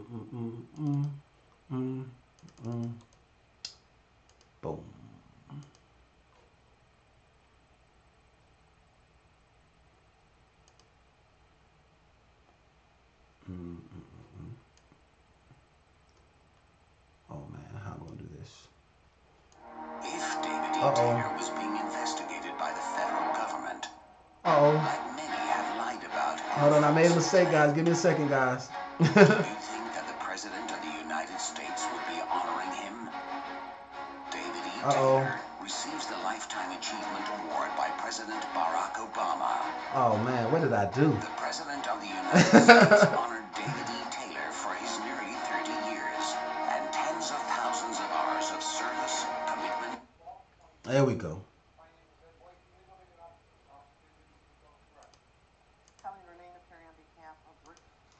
There we go. We're on record. The time now is 2:41 p.m. in the matter of Deborah. Lord have mercy. Give me a second. Case number 2010-77321-DM. There's a videotape deposition of David E. Taylor being taken at 2055 Orchard Lake Road, Sylvan, Michigan. Dated November 12th. There we go. Boom. Okay. I apologize for that, guys. It was, like I said, this is new. This is new. This is live. This is new. Forgive me for that. Forgive me for that. So let's go ahead and see these questions. That was weird, but let's see these questions. Okay, boom. So, Truth Teller says, good morning, fam. Good morning. I know it is 12:43 in the morning. All of you guys are up here watching me at 12:43 in the morning. I appreciate you guys. All right, so Dion Wood says, I'm enrolled into the course. You don't have Facebook. How can you get a 15-minute consultation? Well, Dion, you have to go ahead and create a Facebook account. So what I need you to do, Dion Wild, is go and create a Facebook account. If you don't know how to create a Facebook account, go to YouTube and search how to create a Facebook account so that you can have access to my calendar. The same way you have a YouTube channel, or not a YouTube channel, a YouTube account, create a Facebook account. You don't have to get into all the foolishness. You don't have to get into all of that. Create a Facebook account. Take a picture. Take a selfie. Like, let me show you. Take a selfie of yourself. Put it up. And after you take that selfie of yourself, make that your profile picture. Then request to join the group so you have access to the Q&As. Because that's where the support is. And if you're enrolled into the, because you're enrolled into the course, underneath every video, there is a button that says Live Help. When you click that button that says Live Help, it'll take you directly to Facebook. So it'll just be the sign up page because you don't have an account. So if you don't know how to, just click the Get Help underneath the video, whatever lesson you're on, it'll take you directly to Facebook and create a Facebook account. It's free, doesn't cost you anything at all, and you don't have to get caught up into the foolishness. So that's how you would do that, Dion. All right. Brendan says, hey, Dean, I have an LLC and my bank account was hacked. Should I start a new LLC or keep the old one? That is a tough question because that doesn't seem right. Like, why would you? That seems like you skipped a whole bunch. So 9 times out of 10, what you're saying is that you had an LLC. Now the LLC owes the bank because people spent a lot of money. Is that the real? Not saying that you're trying to hide, but I mean, a lot of times people ask fruit questions that are conversational and not root questions, which is consultative. In order for me to be able to consult, I need to know the root, not just the fruit. So it started out as the fruit, but then you got to the root at the end. So my question is, Brandon, are you thinking about starting a new one because you owe money? Is that what you're saying? So it's already been tarnished. Is that what you're saying? So because you say it's been hacked, because if it's been hacked, it's FDIC insured. And if it's FDIC insured, that means that anything that, and you can prove that, I mean, if you file reports, all of that can be wiped away. So I need to understand a little bit more. So Brandon, so Brandon says, yep. All right. So Brandon, he just said, yep. So that being said, Brandon, are you enrolled into the course? Because if you're enrolled into the course, then we can schedule a 15-minute, or you can do a 4-hour consultation at $150, so I can get all those idiosyncrasies that you have. Because there's so much that goes into that. I can't tell you not to, and I can't tell you to without seeing the full picture. That's a very convoluted one. So are you enrolled into the course, Brandon? While we're waiting on Brandon to answer, let me go to the next question. So Sean Jeffrey says, hey, Dean, I'm enrolled into the course. Just under another name. I had the question about freight in the business name in the 15-minute consultation the other day. Okay, awesome. Good stuff, my brother. I appreciate you, Sean. Thank you so much for enrolling, Sean, and I see that you have a different name. Okay, awesome. So Brandon says, yep, you're enrolled. Okay, awesome, Brandon. So schedule a 15-minute consultation with me on my next availability. And we can talk about it and I can get everything that I need so that I can explain in grave detail exactly what you need to do. All right, Brendan. So that's good stuff. All right, I appreciate you for that, Brendan. And the reason why I don't know, because one, we got 400 and see, because there's some people that just enrolled in the course. So let's see where we at. Get the number. 470. Thank you, Jesus. So we have 470 people enrolled into the course. Congratulations. Thank you, Jesus. All right, we have 470 people enrolled into the course. So it's a lot. And people use different names and pseudonyms and different avatars and all this other stuff. So like for instance, Jeffrey just says, I'm in the course, but under a different name because his YouTube name is different. So that's why I always ask that question and I don't want to assume. So that, and also because we got 470 people in the course. So, all right, Roadrunner says, trucking and nonprofit, is that a good mix for a tax write-off? That's a very good question, Roadrunner.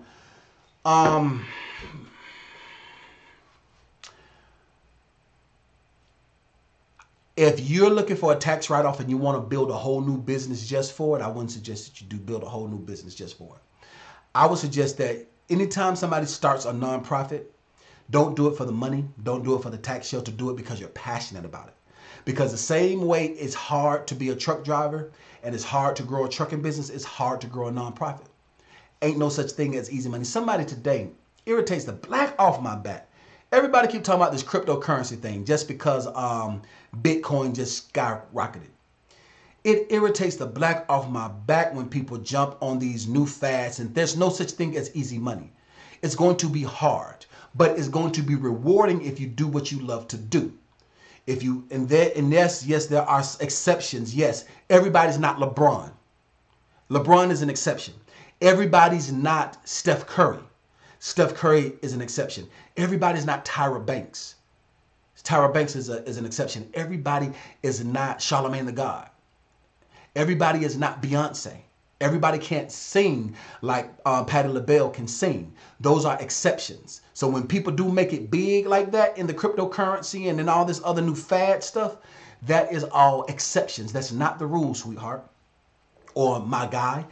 And I said all of that to say that when it comes to nonprofit, I think the exact same thing. Yes, you can get a lot of good money. I ain't gonna lie to you, make it sound fly to you. When you do it the right way, Google is giving out $240,000. $240,000 a year, $20,000 a month. Google is giving out in advertising, specifically for advertising though, for brand new nonprofits. We had a client that turned that advertising money into like $40,000 in like 3 months. I mean, I teach how we were able to do that in the course, but it's so the money is there, but but they're passionate about dog. It was a company. And they did dog shelters. Like people have homeless shelters, they did dog shelters. But they're passionate about it. So they were able to do it. So I said all of that to say, if you're just looking for a tax shelter, tithe to a church or to an organization that you feel passionate about that is a nonprofit that's already set up if you're looking for a tax shelter. Or go on vacation, live the life, live that CEO lifestyle and make it tax write-offs. Buy some new clothes. Take your wife on a trip, take your girlfriend on a trip. Call it research. You know what I'm saying? Those are the type of things that I would suggest that you do. Hold on for a second, guys.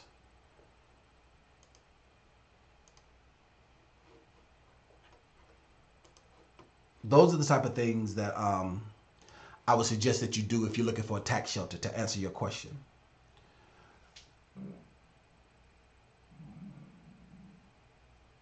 Excuse me. Forgive me for that. This soda has me all gassy, so I'm all rude. Forgive me for that.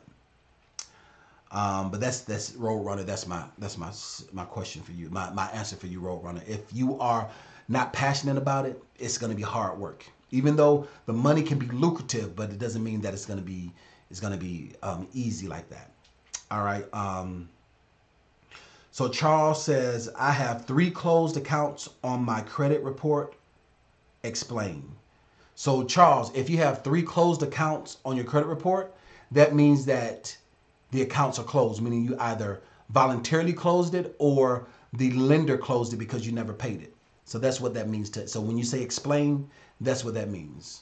So it means that it was open once and then you closed the account, or they couldn't get a hold of you and they haven't sold it to a third party and it's a collection and the account is closed. All right, so that's 3 questions. I got 2 more questions.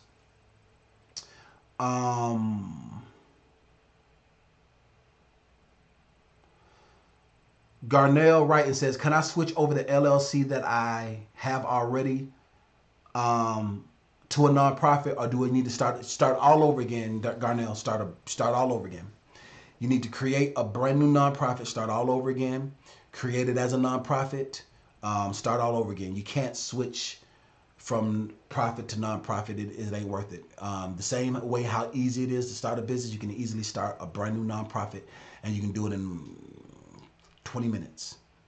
Now the 501c3 is a different story, and that's the reason why you can't go for profit to nonprofit, because when you go to that 501c3 status, it ain't no joke. They're gonna turn over every rock, every crevice, every nook and every cranny. It's better to start brand new, fresh, than to have all this other stuff you're not going to be able to get. And that's a mistake some people make too. When they start 501c3s, they try to take an older business, mess it all the way up. A lot of times people don't even get to the 501c3 portion because how difficult it is. But when you have a guide and you have somebody that's been to Sri Lanka, they can tell you exactly how to get there. And that's the purpose for coaching. That's the purpose for the course. We tell you exactly how to get there. You don't have to play the guessing game. It's a very good question. Very good question. So Shelly Hunt says, can I make a makeup line as a domestic violence nonprofit? Yes, you can. And that's an awesome idea. You sure can. And that's an awesome idea. That's an awesome idea, Shelly, because you are promoting the beauty, the self-image. You're promoting self-esteem. You can. That's a phenomenal idea, Shelly. I love that idea.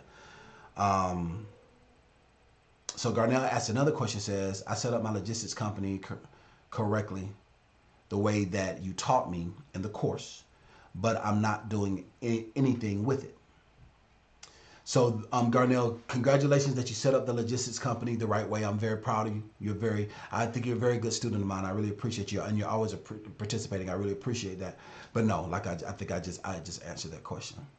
Trucker Juice says, Dean, I'm more than halfway through the course. I wanted to know if I have to pay for my vendor accounts, items on the spot, or once I get the invoice. That's a very good question, Trucker Juice. What does it say in the course? In the course, I teach that you don't pay for it right there. You have to let some time elapse. 9 times out, because what happens is that if you pay for it right there, it doesn't show up as a line of credit. It shows up as a cash transaction. Even though you are getting it on terms, the way that the reporting system works is that it's going to show up as a cash transaction. So the best thing to do is the best time to order. This is a freebie to everybody who wants to build business credit that's not enrolled into my course. This is a very, very, very valuable freebie. Always order your items on Wednesdays and order your items the second to the last week of the month. Because if you have a net 30, let's say you had order it on the 26th, that means that you have the 26th of the following month to pay it back. Wait until that next calendar month elapses. So when it says opened, let's use October as an option. It'll say open October 26th, and then you pay it. Let's say you pay it the first week in November, and then it'll say paid November the 10th. So that forces the computer to show up as a credit transaction. Whereas the mistake that some people make is they'll open an account and it's due October the 1st, and then they'll pay it October the 15th. It's still within October. So sometimes it prolongs the process of getting your paychecks, and that's a mistake that a lot of people make because they was like, I've been opening up these accounts, but when you look on the credit reporting, it'll show up like it's a cash transaction, not like it's a credit transaction. And that's because the computer system doesn't recognize it. Computers aren't as smart as we think that they are. So that's a very good question, Trucker Juice, and I'm very glad that you enrolled into the course. All right, Trucker Juice says, got it. I appreciate you, Trucker Juice. You are the man. Or woman, but I think you're the man. All right, last question is, this is Trucker Kev. I paid someone to create you a domestic nonprofit before you joined the course and made it an incorporation. But with a residential address, can I touch it up, or do I need a SAND number? All right, so Jamaica, thank you so much for being enrolled into the course. And to answer that question, no, you need to update with the Secretary of State. So you can update your information with the Secretary of State. And so there's a form that is inside the course under the LLC section. There's a form that you need to fill out, and you fill that form out. You can also do it electronically in some states. I actually did a consultation with a gentleman who did his electronically, which was cool. He was in a state, I can't even remember what state. I think it was in New Orleans. He was in New Orleans. He was in Louisiana, specifically. I apologize. The state Louisiana. He was in Louisiana. And he was able to do it electronically. So you just have to fill out the form to update it. You don't have to start all over again. Just update the information with the Secretary of State. That's a very good question. All right, guys, that's all the questions. I appreciate you. I'm not going to answer any more. I see a lot more questions. If I did not answer your question, re-ask your question on the replay. If I missed your question, I want you to answer your question on the replay. So I am going to play this. Let's see if I can do this the right way. I messed up before. Let's see. I want to do it. I want to do it different. I want to do it differently. You a guy? Awesome, Trucker Juice. All right, so let's go. How do I want to do this? How am I going to do this? That's that. Let's see.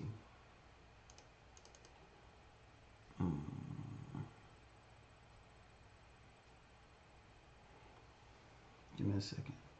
Download details. I think I'm just gonna have to open it up. Yeah. Was being investigated. So how am I gonna do this with this? Because this is new to me, guys. Like I said, this is new technology. I don't have it all the way figured all the way out, but I want to bring this video in. How do I bring the video in? Let me see how I think I can do it. I think I got it.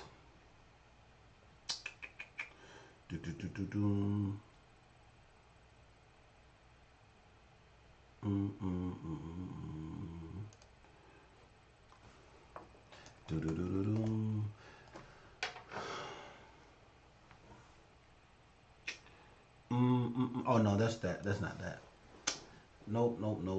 Delete that. Because I want to do it and I want to control it. Because the way that I did it before, it just automatically plays and I can't control it. I want to control it.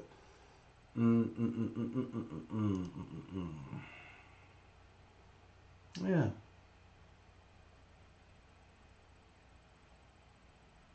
There we go. I think I got it. I think I got it. Let's see. Capture window, match title, multi-adapter capacity. Nope.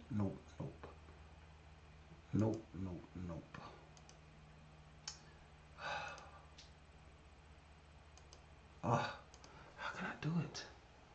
I wanna control it. I really want to see this, and I want to control it.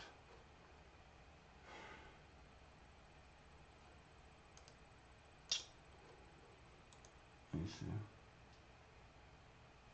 Uh-oh. Hold on now. Hold on, I might have it now. Uh-oh, I might have it now. Hold on. Let me find out. Let me find out. Let me find out. Let's see. Let me find out. Let's see.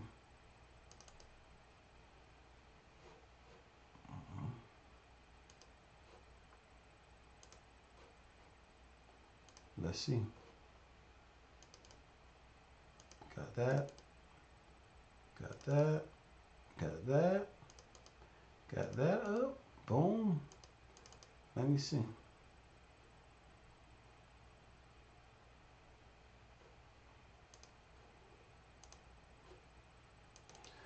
Let's see.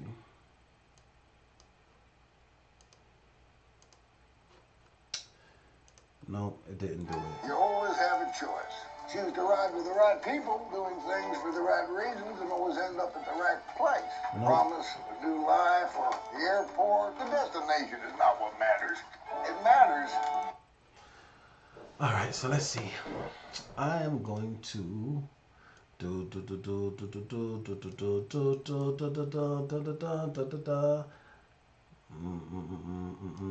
I really want to show this. I really want to show this. I really want to show this for the people who have not seen it. I really want to show it. Let's see, guys. Thank you so much for bearing with me as I figure this out. And it's pretty cool. And it's cool, right? Technology is amazing. Boom, boom, boom, boom, boom, boom, boom. All right.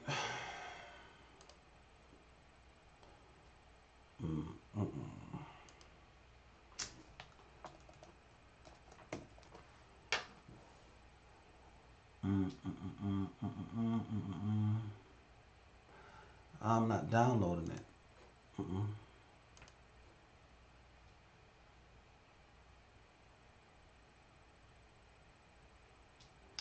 I did window capture, browser source.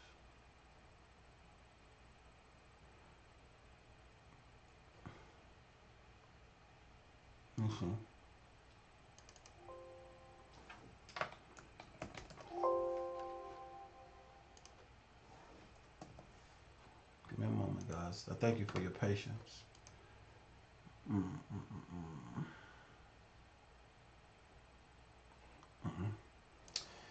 It's not doing it. That's not it. Am I live like that? Did I just go live like that?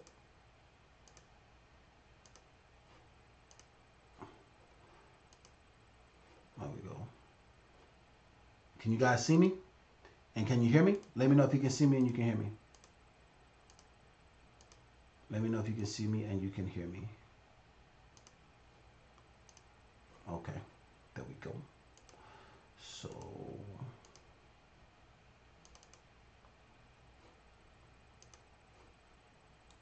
can you guys see me and can you hear me?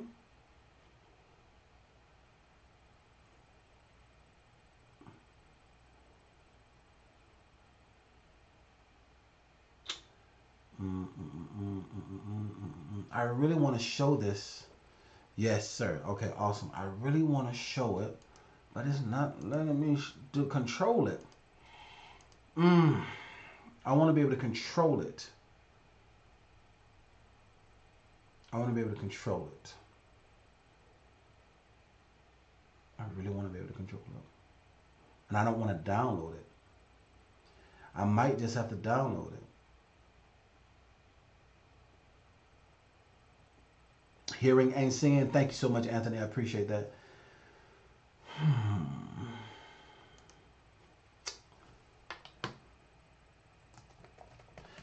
God dang it.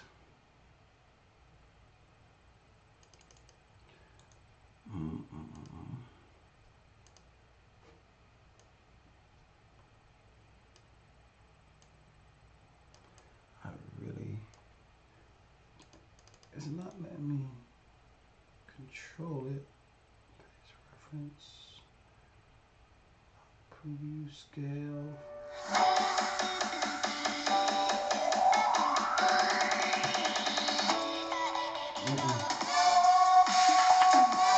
Sorry about that, guys. It's so loud. See, that's what I'm saying. It's not letting me control it. I'm really trying to figure this out. It really will not let me. It's really making me do that. And I'm not. We're going to try it.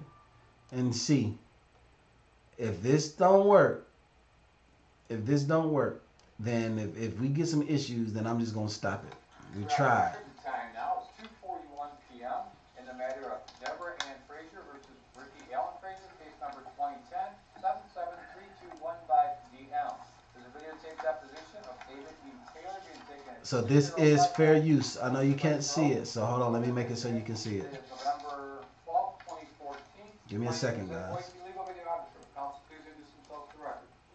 Colleen Renane appearing on behalf of Rick Frazier. This is fair On use. behalf of David E. Taylor. Steve Jenkins appearing on behalf of Deborah Frazier. I want to be able to control it. So this is the deposition of the pastor who can't give account for what's going on with his finances. Just for the record, Mr. Taylor, you also go by the name of the Apostle? Yes. Okay. I would like to start by going over the records pursuant to the subpoena that we received and to clarify that. So this is fair use too, YouTube. This is fair use. So don't come for me, YouTube. This is fair use. Thank you. I would state for the record that we have acknowledged that due to the time constraints and that we just received some of the documents. I figured it out. Yes. Yes, yes. I figured it out. I figured it out. Yes, I figured out how to control it. Awesome. Awesome, awesome, awesome. Yes, I figured it out. I figured it out. I figured it out. I figured it out. I'm happy I figured it out. I figured it out. I figured it out. I did it. Okay. I'm so happy I figured it out. You guys just don't know how happy I am. I figured it out. This is so happy. I'm so happy. I want to get the breakdown.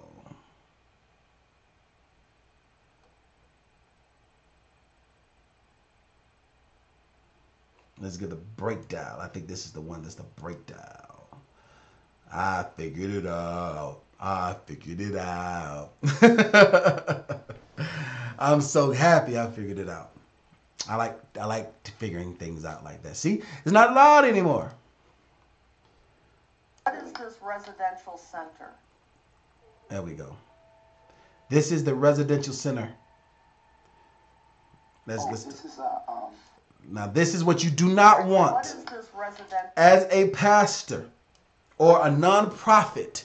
This is what you do not want. Now let's get this good and in frame so y'all can see it good and in frame. Let's see. You know what I'm saying? I'm not so narcissistic. I don't have to be in the frame that much. Y'all have seen me. So let's go on and get past the good and ready in the frame so y'all can see very well. Very well. So y'all can see very well. There we go. There we go. So let's get it good and in the frame.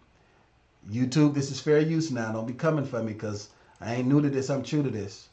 When it comes to that fair use stuff, YouTube be tripping on the fair use stuff. Let's see. Let's get it good and in the frame so you guys can see. Good old pastor. Let's see. Get it like I want to get it. Yeah, this is good. Is this good? Is this aesthetically pleasing? Do you guys like how this look? If you guys like how this look, give me a thumbs up. If you guys like how it looks and you're ready to go forward, give me a thumbs up. Thank you, Shelly. Say, of course I'm the man. I appreciate you, Shelly, for that. You're so kind for that. Shelly, it just might be me and you. Everybody else probably done fell off and went to sleep. It's 1 o'clock in the morning. Let's check to see. Because after I answered everybody's question, they was like, Dean, I'm out, buddy. Oh, it says 31 of you guys, 21 of you guys still watching. So if this is aesthetically pleasing, I want you to talk to me now. Let me know. Is this looks good? It looks good on my phone.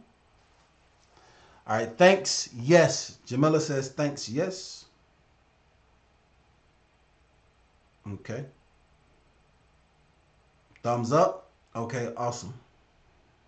It's not Jamila. That says Jamaica. Forgive me. My eyes playing tricks on Jamaica. Forgive me. All right. So Jamaica, Shelly's giving me the thumbs up. Thank you so much, Shelly. Jamaica, you like real estate? Here we go. Let's get into it.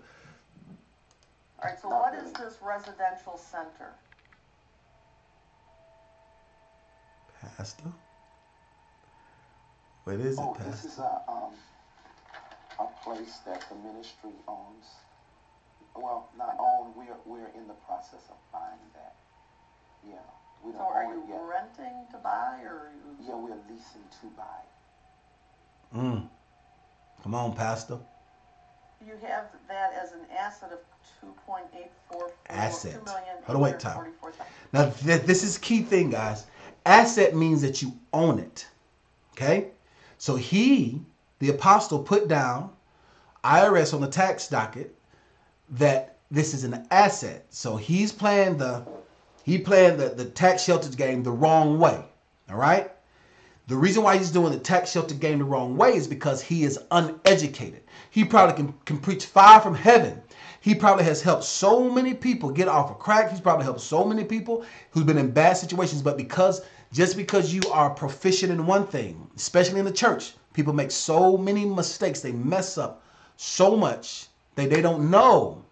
And that's why I'm here to teach you. But you got to be humble enough to learn it. So let's watch. 1,500. So do you own it? Do you own it? Asset means you own it. I just answered that, didn't I? So we didn't own it. Okay, but But you listed where does it. I'm sorry? We're leasing to buy it. Did you? I thought we just.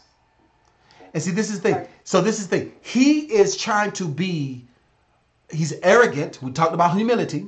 He's arrogant. Let me go ahead and get this together the right way. This is some good stuff right here. This is some good stuff right here. This is awesome, guys. I'm teaching truth to power right now. I'm teaching truth to power right now. Let's go and get it together now. I'm teaching truth to power. Hold on, wait.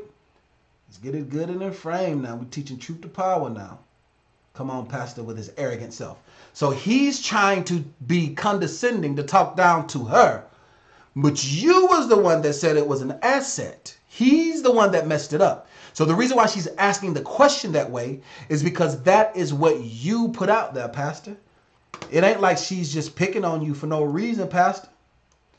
And I know this is hindsight. Give me a moment, guys. I know this is hindsight, and the pastor can't hear me. But I'm using this as an opportunity to teach truth to power.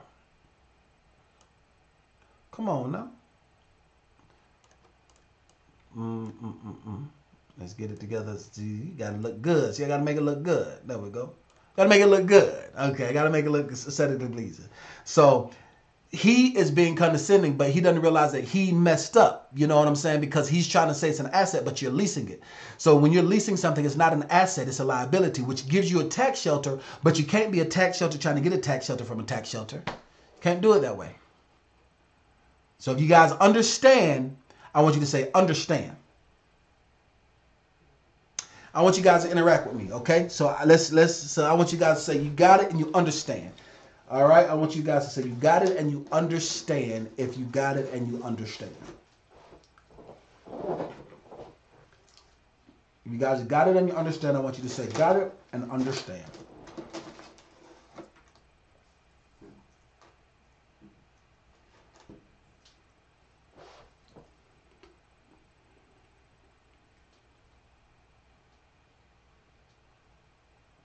All right, here we go. There we go. Understand, understand. There we go. Thank you so much for participating. Understand. Okay, awesome. Okay, got it. Got it. You guys understand. Okay, awesome. Thank you so much for participating. There we go. But you have listed it as an asset worth $2,844,000. That should be more of a liability. All right, so where does the number $2,844,000 come on your asset line? Where it come from, Pastor? Under asset. But you don't own it. Is it a home? No, it's a residential center. It's a. So It is you're saying actually it's residential. not something you own, but you have it listed as an asset of $2.8 million. That's probably a mistake. Like I say, it probably should be a liability.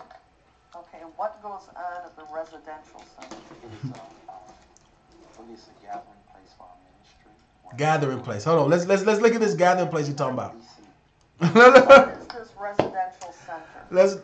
This is the gathering place. His house that he lives in.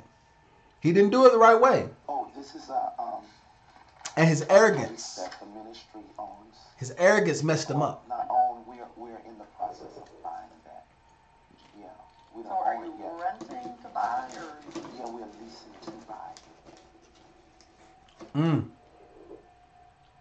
You have that as an asset of $2,844,500. So do you own it? I just answered it. So we didn't own it. Okay, We're but where leasing does to the, I'm sorry? We're leasing to buy it. Did you? I thought we just said that. All right, but you have listed it as an asset worth $2,844,000. With your little arrogant self. That should be more of a liability. With your little arrogant self. $2,844,000 come from on your That's the asset liability? That's, I guess, the appraisal value of the residential center. Is it a home? No, it's a residential center. All right, so It's actually a home. you're saying it's not Where something he you lives. own, but you have it listed as an asset of $2.8 million. That's probably a mistake. Like I say, it probably should be a liability. Okay, and what goes on at the residential center? It is it's a gathering place for our ministry where leaders and also the staff that we have. The staff meaning himself. Maybe It says a place of maybe resort. Resort and teaching. Resort? Yeah, teaching. A resort where we teach and train. On November 29th, 2013, JMMI paid over $6,000 to Louis Vuitton. 6,000. Come on, Pastor. What would that be for? See, this is the thing now. You cannot run a full nonprofit like it is a for-profit. If remember, you can't get a tax shelter from a tax shelter. That's the mistake. You can't get a tax shelter from a tax shelter. So if he was a consultant, okay, if he wasn't fleecing the church, if he was vocational, being a pastor, and then funneling the money not through the church, but funneling through his real legitimate business, then he wouldn't have these issues. But the mistake that he's made is that it's the church's money, not his business's money. If you understand that, I want you to say, understand it. All right? Anthony, he's digging himself deeper. So if you understand that, I want you to say, understand it. Okay? If you understand it, I want you to say, understand it. So if you are for profit and you're doing tax shelters, you can do that. But you can't be a tax shelter, but nonprofit trying to get nonprofit. It don't work. You understand that? Okay. So Leslie C says understand. Okay. Thank you so much for participating. Is that Lester or Leslie? Lester. Forgive me. My eyes playing tricks on me. It's late. I'm here in Atlanta, Georgia. Land of the free, home of the brave, and it is 1:21 in the morning. Understand? Okay, awesome. Clifton says understand. Charlie says understand. All right, that's good stuff. Chanty says understand. Awesome, awesome. Okay, good stuff. You guys are still able to see your comments down there below. You guys are with me. Okay, good stuff. So you understand. So that's the reason why you have to be knowledgeable. You can't. That's the reason why I did all the teaching and the foundation that I did about nonprofit and 501c3 and for-profit. I explained all of that in the beginning of this video. So if you're watching this live, because this is live, and you came in at this portion of the video, watch it again after I upload it. Let me eat my popcorn and watch Pastor. Apostle. This is for clothes concerning my TV ministry as well. You're close, but not when you are a for-profit. I mean, not when you're a non-profit, Pastor. Hold on. Let's get you to talk up. Clothes concerning my TV ministry as well. We have to Louis Vuitton. It don't matter what name it is. The point is, clothing are allocated to us for ministry purposes as well. What do you mean they're allocated to? Mm-hmm. You know, in a media ministry.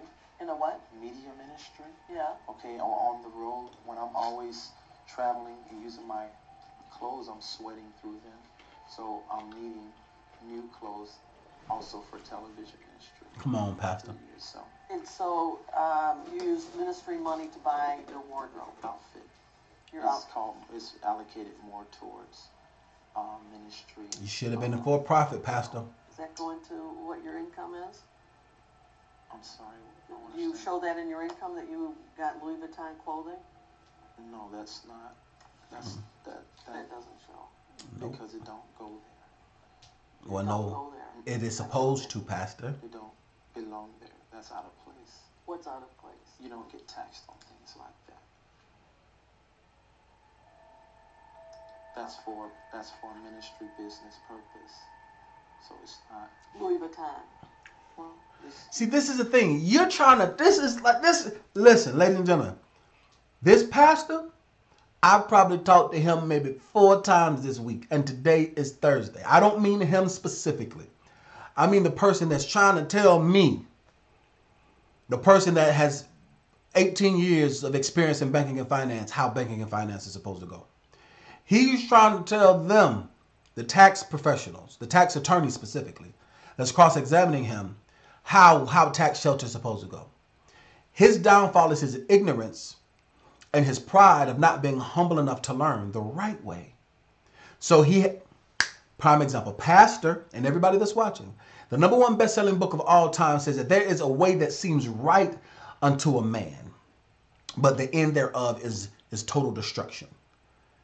That is what he's experiencing. It seems right if you were a for-profit business, like all your homeboys, pastors, that's ripping and running in Louis Vuitton, because I'm a fan of it. You dig? I'm a fan of the nice luxury things, but my for-profit, not the same thing as a non-profit given to tax shelter. So this is the reason why you can't have a bakery be a non-profit. Like the young lady asked, can a bakery be a non-profit? It has to be run the proper way. But that's why you should have 2. You need to have a for-profit and then a non-profit. Let's move forward. Call whatever you want. So June 2014, you spent $3,500 at $3,500 to Versace in the Bahamas. In the Bahamas, Versace, Yes. $3,500. I'm sure that's right. If it shows there. And that was for clothing for you? Yes, probably. Yes, most likely. So you don't see that there's any problem when you're ministering to the poor, the sick, the needy, to be appearing in Louis Vuitton and Versace? Well, that ain't something I purchase all the time. Well, it looks like you did several times in... I'm a very frugal person when it comes to this. I go to the right places to get a lot of suits. And if I get some from those places, you don't see that. I don't see Macy's. No, you don't see that. Yeah, because Macy's don't have the kind of suits that I wear. They don't have the suits that I wear. The arrogance. These Louis Vuitton things, you don't see that in our charges all the time. 2013 and 14, Jam of mine spent over $30,000 in your clothes. $30,000. I don't spend that much, man. I'm a fly Negro. Listen. Hold on. I'm young, fly, and flashy. You dig? I might jewelry, something that is an appreciation, because people collect Rolex. People collect watches. They collect Rolex. They collect jewelry, but clothing that you're gonna sweat through. Come on, Pastor. But hey, it's the arrogance. Hey, man, what you gonna do?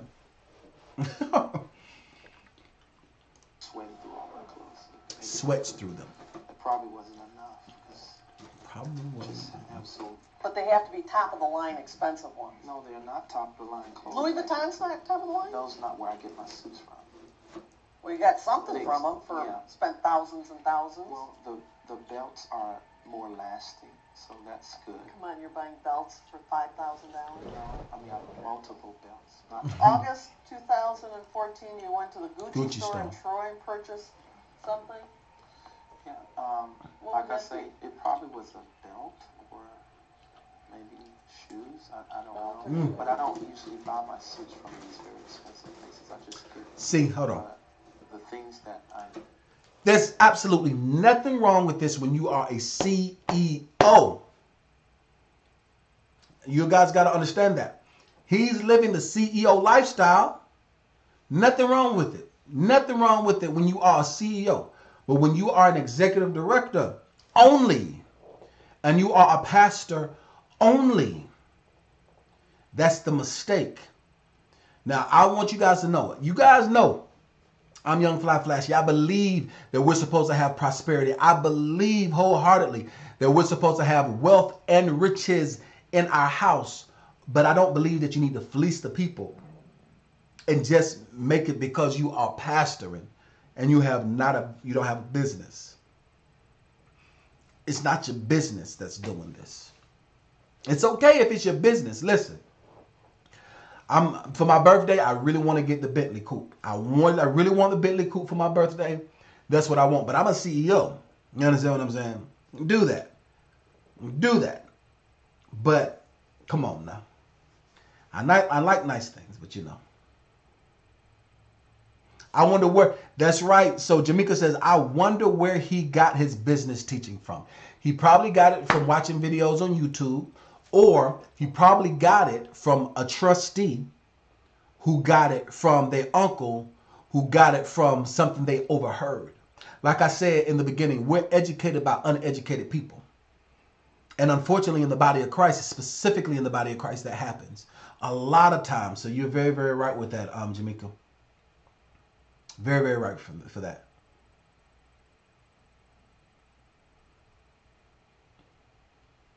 Invest in will last longer, like such as belts. We gotta go or to shoes. Gucci or places like that. Well, no, I buy those things from there because they have better TV. Better TV appearance. I get it, they do. For asking for money from the poor. No, You paid $1,000 to Mansour Clothing in New York, and then another $715. That's one suit. Whose clothing was that for? That's one suit. About $1,000 a suit. August 1st, October 28th. Probably one suit. Total over $1,700 to Mansour Sound like suits and shoes. Clothing in New York. I don't know about that. You testified at your last deposition that JMMI owns 3 vehicles, a BMW, a Mercedes, and a Bentley. So I want that Bentley. I already got the Benz. Have you driven those cars? Yes. Is Michelle? No. That's his wife. We usually have a driver. The 3 cars that we've talked about, in whose name are the titles? Church. Then the ministry. They're all in JMMI. I think everything except the Bentley. Whose name is the Bentley in? It's in DeWin McDeal. I have a question. A trustee, probably. There's the poor and the sick and all that. Isn't it a little offensive to be driving around in a Bentley and a... See, when you are a CEO, it's okay. See, if he was a CEO and a pastor, it would be okay.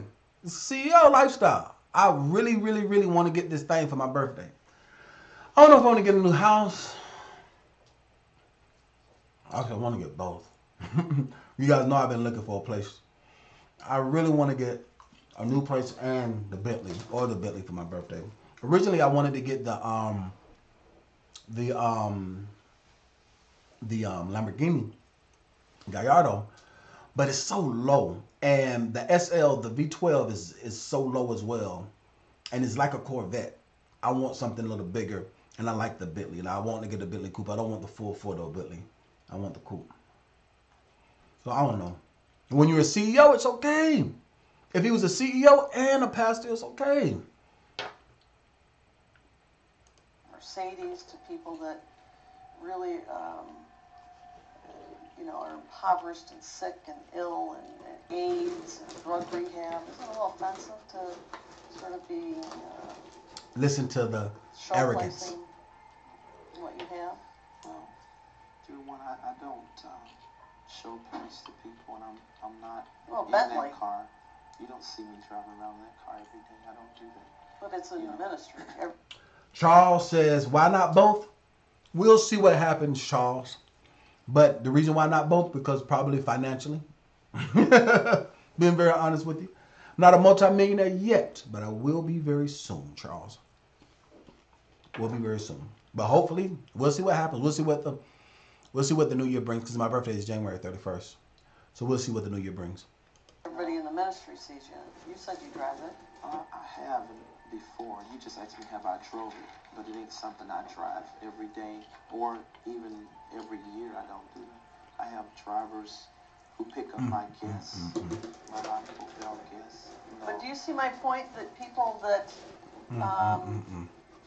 are suffering and giving you whatever their last dime is, and donations and drug habits, to have them see you drive around your high-profile guests in a Bentley or Mercedes might be offensive and hurtful even. It could be offensive if they didn't know my life, but they know my life. It would be offensive to someone like you who's trying to make it bad, but... So it's important you have a Bentley. It ain't really important. That don't make me. Then you also have a Land Rover that you lease. Range Rover. Range Rover. Yes, it's not a Land Rover. It's a Range Rover. Bigger. It's a better one, I don't even know. The Range Rover is bigger than a Land. They're just cars, so. All right, then there's a series of documents that total almost $50,000 to limo land. 50 grand for a limo? 14. You spent 50,000 leasing limos, Pastor? Yes. Okay, what was that for?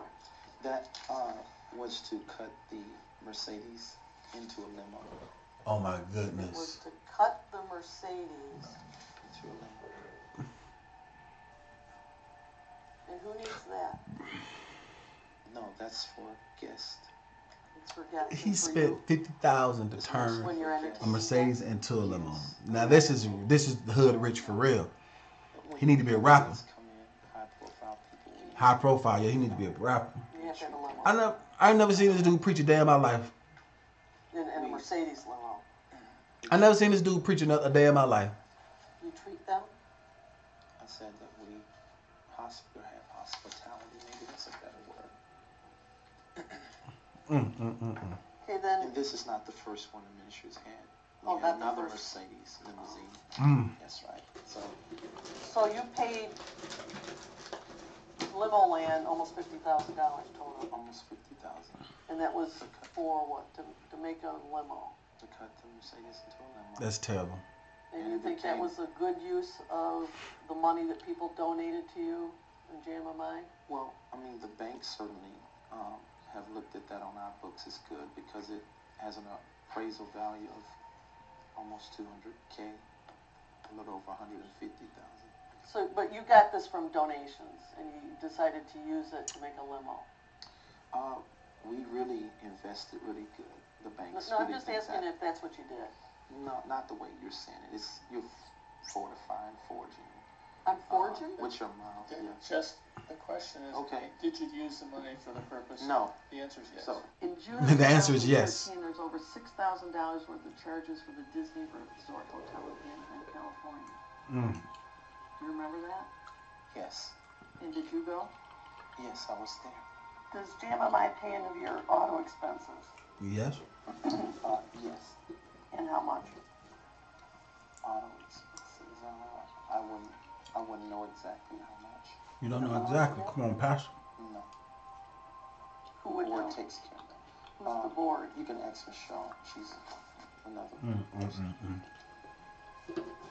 What about your housing? Does JMMI pay any of that? Yes. Now I will say this. Non-profits, pastors do get, it's called parish. They do get money allotted for parishes. They do. They do. They do get money allotted for parishes. So I will say that. But maybe not that big old huge mansion parish that you call in a resort. But they do get money allocated for parishes. You get a housing allowance? Yes. And how much is that? I'm not sure. And do you report these You got to report. allowances as compensation on your tax return? It counts as compensation. Honestly, I don't know. You don't know. Michelle does your taxes? No, I have other people with, but she's over a lot of that. The financial Michelle is his wife. When you say it's up to the board, now the board includes Michelle, Yes. you, His wife. Yes. and who else? I'm not sure. You can ask Michelle. He's not You don't know sure. who's on the board? Totally. I would rather you get the accurate information because I don't want to be accused of answering falsely, like I have been other times when I've tried to guess. So I just rather you. I'm telling you, I don't know. Just ask her. How many people are on the board? I don't know. Just You don't He know? don't know. You the You pastor. have board meetings? yes, we do have board meetings. So can you count around the table how many people there are? Well, our board also grows at the same time. So I just rather you just get that information. The last time you had a board meeting was when? It's on the phone. I think it's been the beginning of the year in January. Can't exactly tell the date, but It was on the phone. yeah, I've never been to court for no criminal charges. Did you ever hire an, Understand. pardon me? Go on. Did you ever hire an attorney to represent you in any criminal defense manner? Yes, I have. And that was the only thing I could think of in 13 is me, when I disciplined my child, and that was the only thing. So I don't know anything. I never heard this dude preach a day in my life. I don't know who this guy is. Was that in St. Louis? Also, once again, YouTube, this is fair use. This is commentary. It's fair use. What was that? That was last year. Or the year before last. From 13. So, Which child? Destiny. Your 18-year-old daughter. Yes. And was this done through Children's Protective Yep. Services? She is picking him apart, Jamaica. And what were the Yep. allegations? She is picking him apart. That I had disciplined her because she skipped class 20 times, and they felt my discipline measure of using a belt was abusive. All right, so you used a belt in disciplining Destiny? I don't know if I can speak on that. That's what you better shut up. That's what you better do. I'm trying to tell you, you better not go in there by yourself. Listen, tell me. Well, let me just say, I don't know. all right, I'm not asking you to say what you did. Oh, wait, everyone. My lawyers told me about Everyone. they felt my discipline measure of using a belt. All right, so you used a belt in disciplining Destiny? I don't know if I can speak on that. My lawyers told me all the time. Not knowing the status of those proceedings. Is it resolved? Is it all done? Yep, he should have lawyered up. But his arrogance. Well, let me Listen, just ask you what the status. that's a very great, very, very, very, very, very great observation, Anthony Douglas. His arrogance will not allow him to lawyer up. His arrogance would not have allowed him to lawyer up. He should have lawyered up. But his arrogance. The #1 best-selling book when it comes to business development says that pride comes before the fall. I don't know. All right, I'm not asking you to say what you did. I'm just asking if the allegations were that you disciplined your daughter with a belt and just allegations. Ooh, this is funny to me. I'm not asking him to say what he did or didn't do. This is so funny to me. Lead to or otherwise be considered to be incriminating. I think he's got a right to sue. I think he can tell me what the allegations are. That is not privileged, Fifth Amendment, or otherwise. It is because if he doesn't know, he's stuck. He can plead the fifth. Well, he's not saying that. I don't know. Assert the privilege is absolute. Someone wants to take it. I don't know. I don't know who the lawyer is. He doesn't seem to know the conditions there. So to avoid any kind of drift, and I think maybe you might be concerned about it as well. Well, is this let me ask you, did this rise to the level of court intervention by the local court in St. Louis that. He was from St. Louis. Don't speculate if you don't know. Well, I please don't testify for him. I don't know. Did you go to court on it? What court? What do you, Any court. Did you ever go to any court? wait. Pastor, Pastor, remember the street rules real quick. Then he was like, "What court?" You can look at it like, "What court? What panties, ain't? What girl? What phone? Who got a phone?" Pastor, remember them street rules real quick. Played dumb like, what? Somebody called me. Somebody called me on my phone? Baby, I thought my phone was off.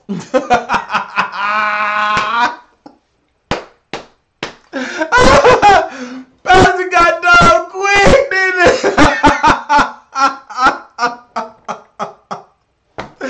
Oh my gosh. That was so funny. That was so funny to me, man.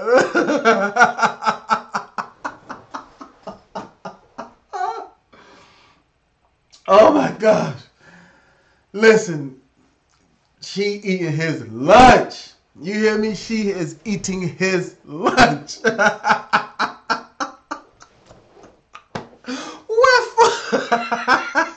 Court? What is court? What is Negro, you in court right now? It's so funny to me. Oh my gosh, this is so funny to me. Let's go back when that hood came out real quick. Let's go back to the street hood came out real quick. Don't testify for him. I don't know. Did you go to court on it? What court? Any court. Did you ever go to any court about these allegations that you disciplined Destiny? About? So with family court? Yeah. Yeah, family court. So you did go to family court? Yeah? Yeah. Oh me, oh my. And what was the outcome of that? Is it Me, done? Is it oh pending? my. You have no idea. No. Is that why Destiny doesn't live with you now?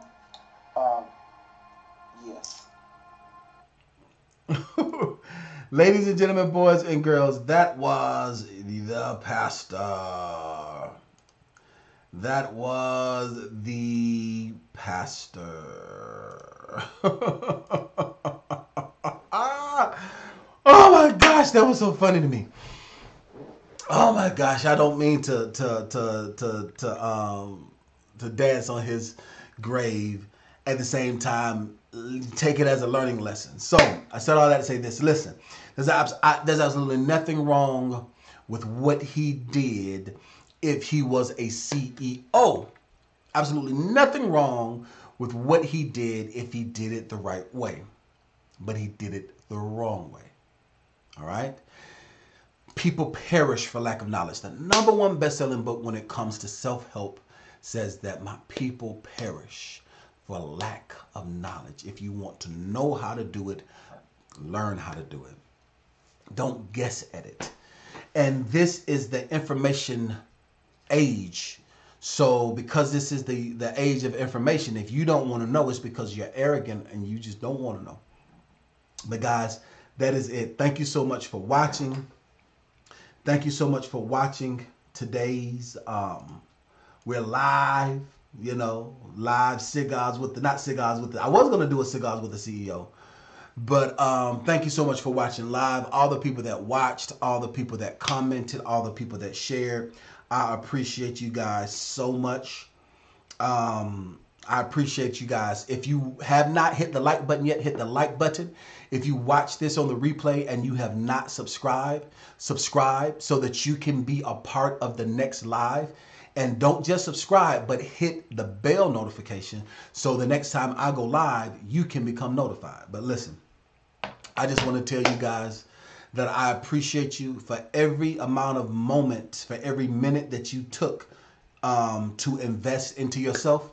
I declare that you get a return on your investment. So share this with every pastor, every ministry worker, every youth organizer, every shelter executive director, anybody you know that's in the private sector Anybody that you know that's at the public sector that is dealing with nonprofits, share this with them so they can understand and they can know. Because as you can see, just because you're supposed to know does not mean that you know. And I don't know is not sufficient defense. But listen, every closed eye ain't sleep, and every sleep eye ain't closed. The only person stopping you from being successful is you. Go get them. Success is waiting for you.